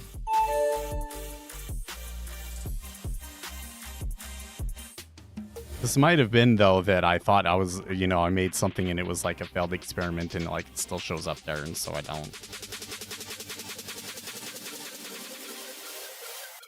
Huh. So see, I have like the label here and everything, but it doesn't even show up as an indicator at all.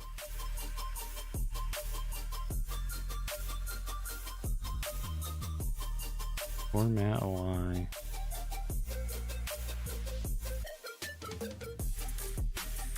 Oh, now it shows up.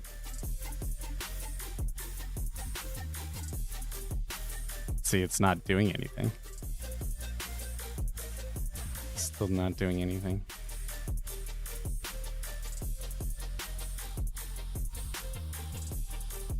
Okay, well,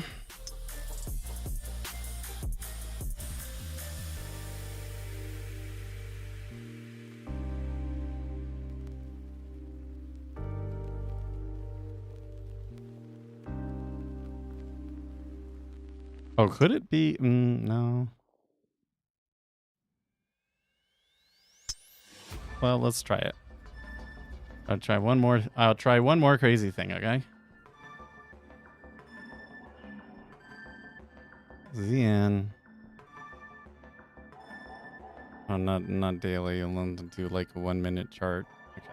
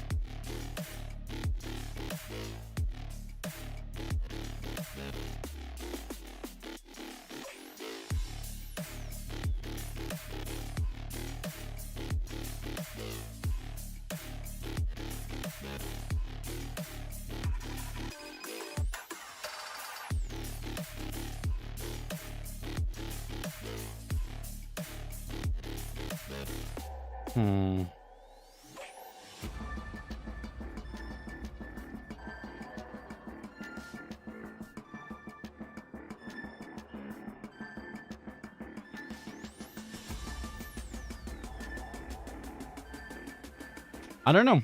I don't know what it was supposed to be doing. Or how it worked. Maybe it never worked. Okay. So what's after that? We'll just remove it from this. Inverse.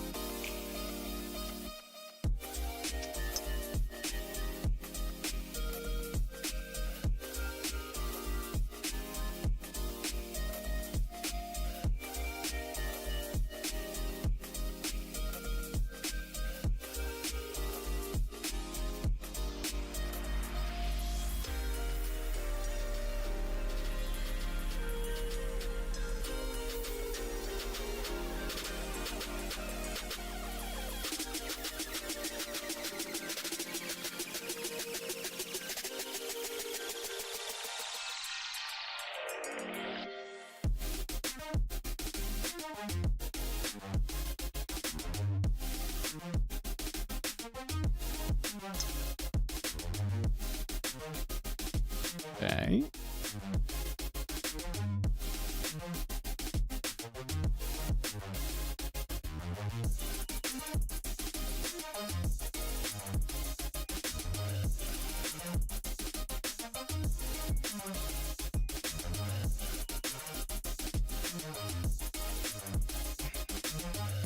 Label remover.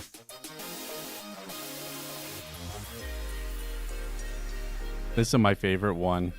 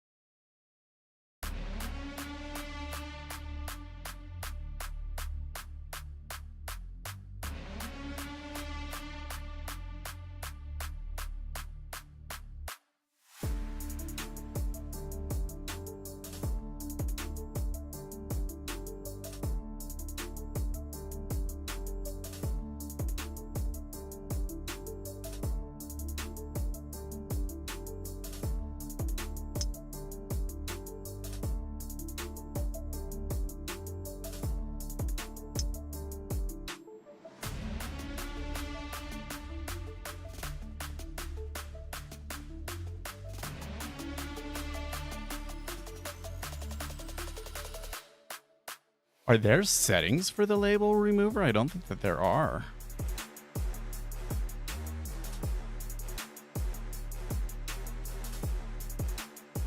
Yep, no settings.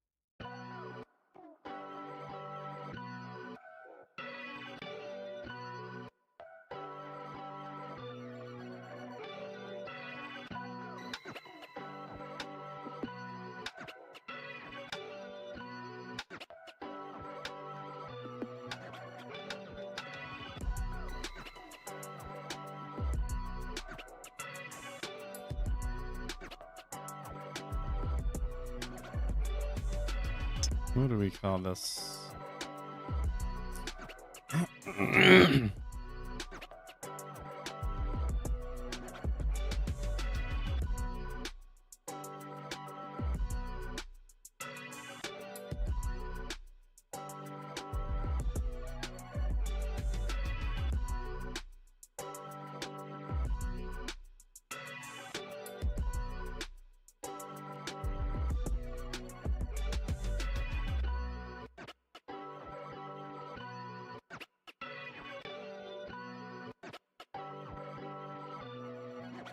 Well,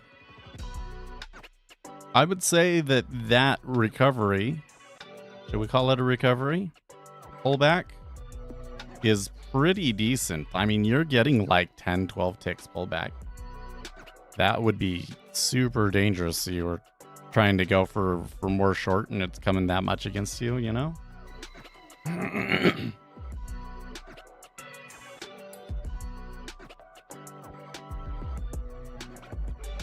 Okay, for this one, there's a bunch of settings. So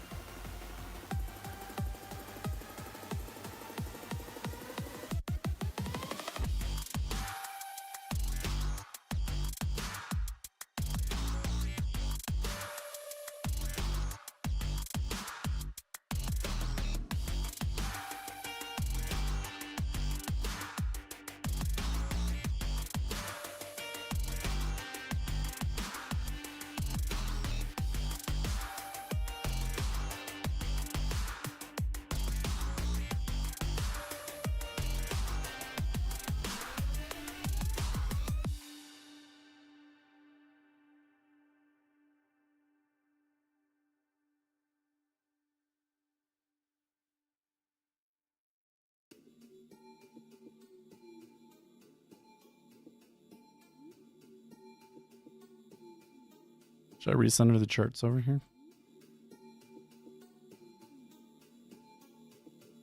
Dude, tomorrow with the PCE could be wild. Federal Reserve meeting next week could be wild. Like if Jerome Powell comes out and like acknowledges what the market is seeing here, which is, yeah, we can't really cut rates because we're getting stagflation and inflation is still a concern. The market is going to throw such a huge fit. And this is all happening during earnings too. Like it's all just like happening at a wild time, I feel.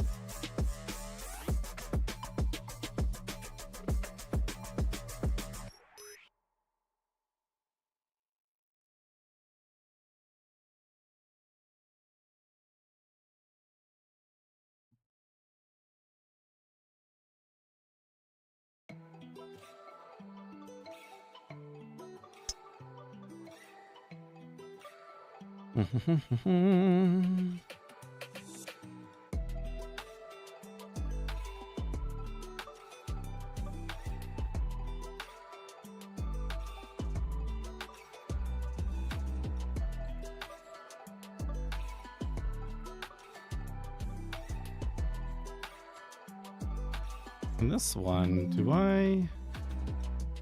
Not that I put that into somewhere else. Now, let's see.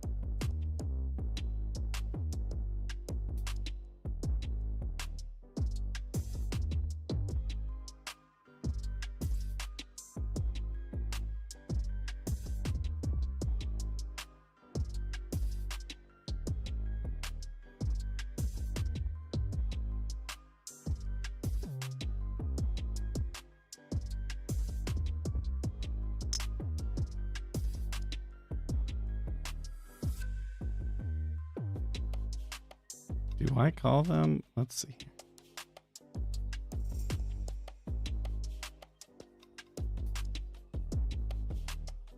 POC. Call it POC.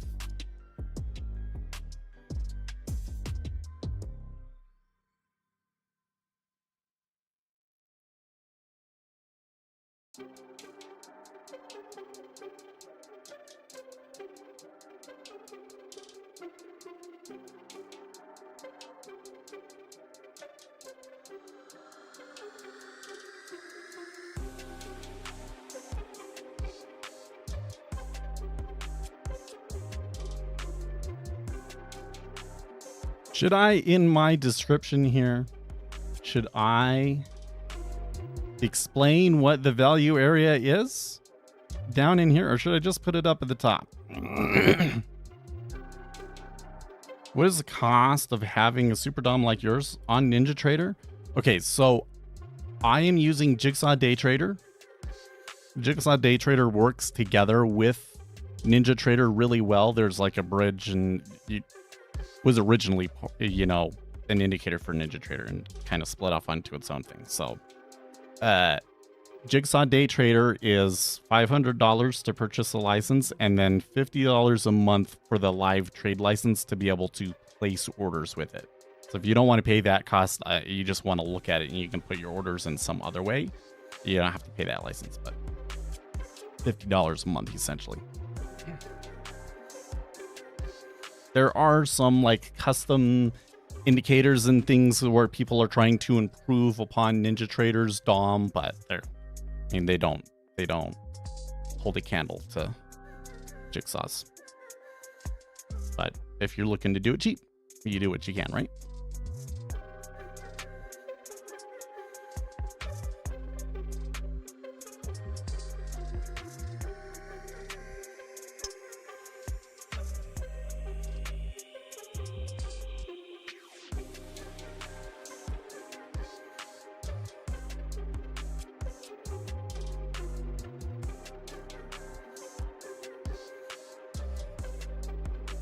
Let's do all of that. Value area high.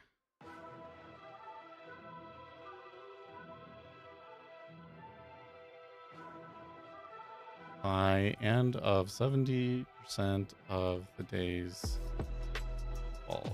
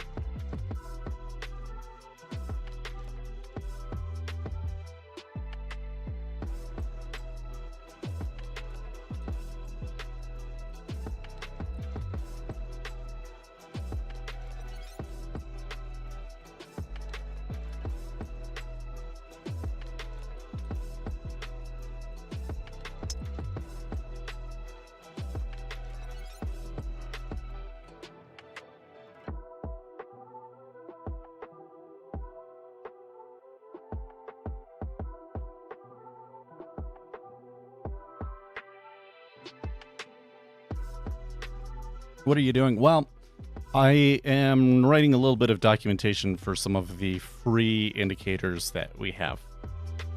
So the one that I'm describing here is something that tells you the prior day's volume profile levels, like value area high, value area low, and point of control. I have a video on my YouTube channel here, if you go back to my main page, where I talk about volume profile, some of the nice things about it, some of the kind of fallacies or problems with it, and a back test of some popular volume profile sorts of setups.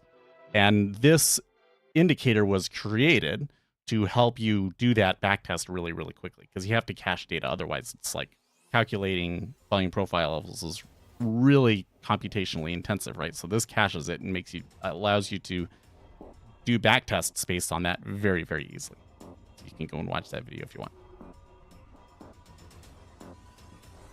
So what's next? Percent change chart.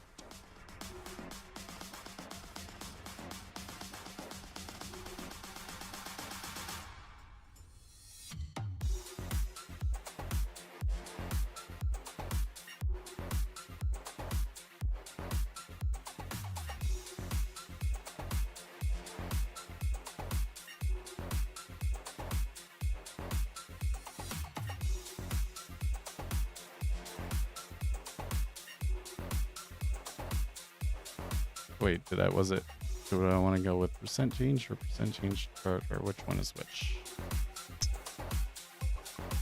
Percent change chart.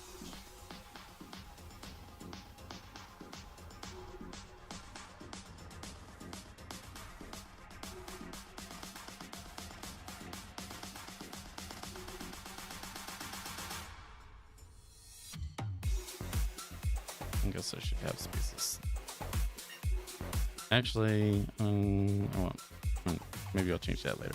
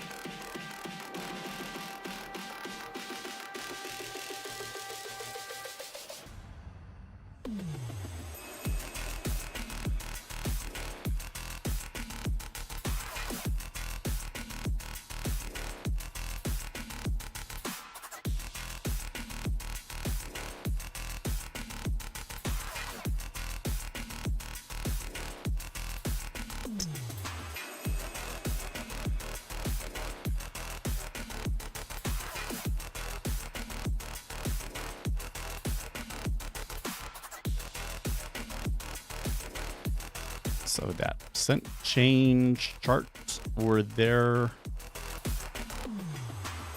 some settings? There are.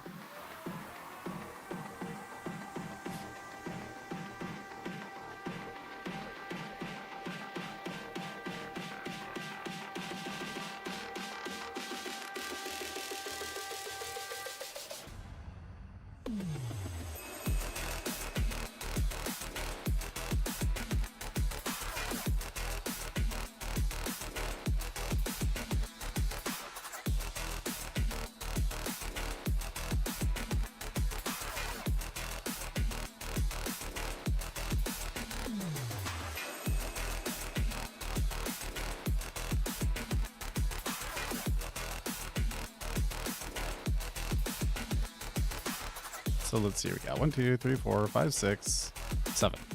2, 3,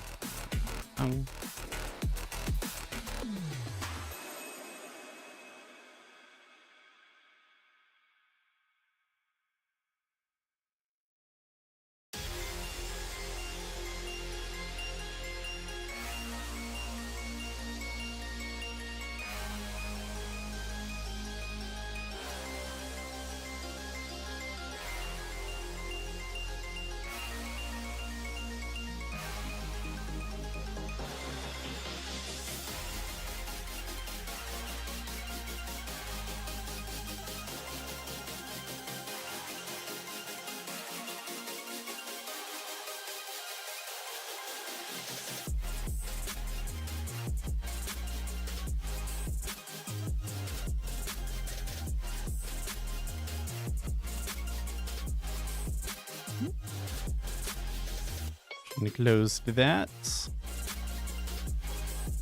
I will bring it down here a little bit so you guys can still see some things like the S&P 500. Okay,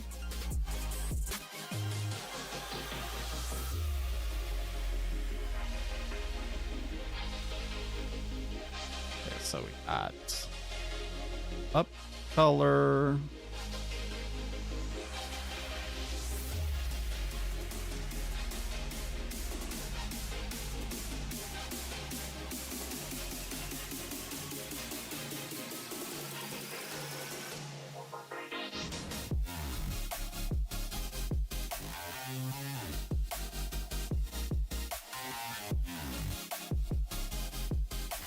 Why does this have historical? That's probably wrong.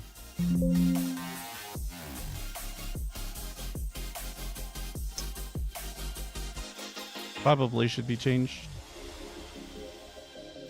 Let's see here.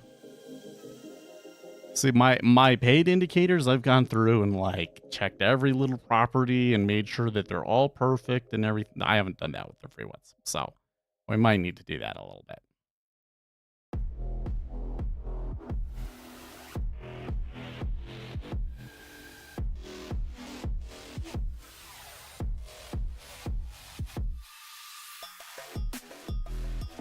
Yeah, it looks to me like we don't use it.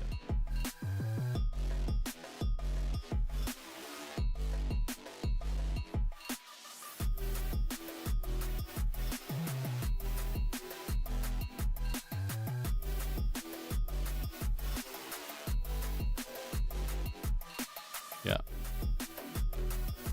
I actually use it. So we'll get rid of those.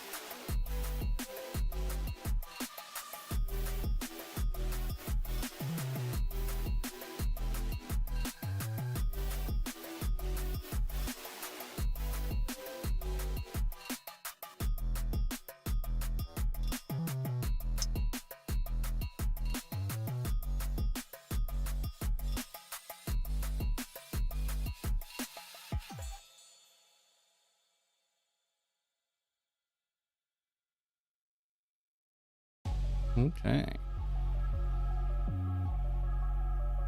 I don't know. I do kind of feel like, well, so we had a huge down move, right? We watched that pretty carefully. Then I started doing this documentation stuff, and I haven't been giving as much analysis and everything. But honestly, everything that you're looking at over here now is just noise as far as I'm concerned. So I actually feel like that this is a good use of our time to document all of this stuff. Look at it. Although I know that it's probably not as interesting to you guys. But I appreciate y'all sticking around anyways.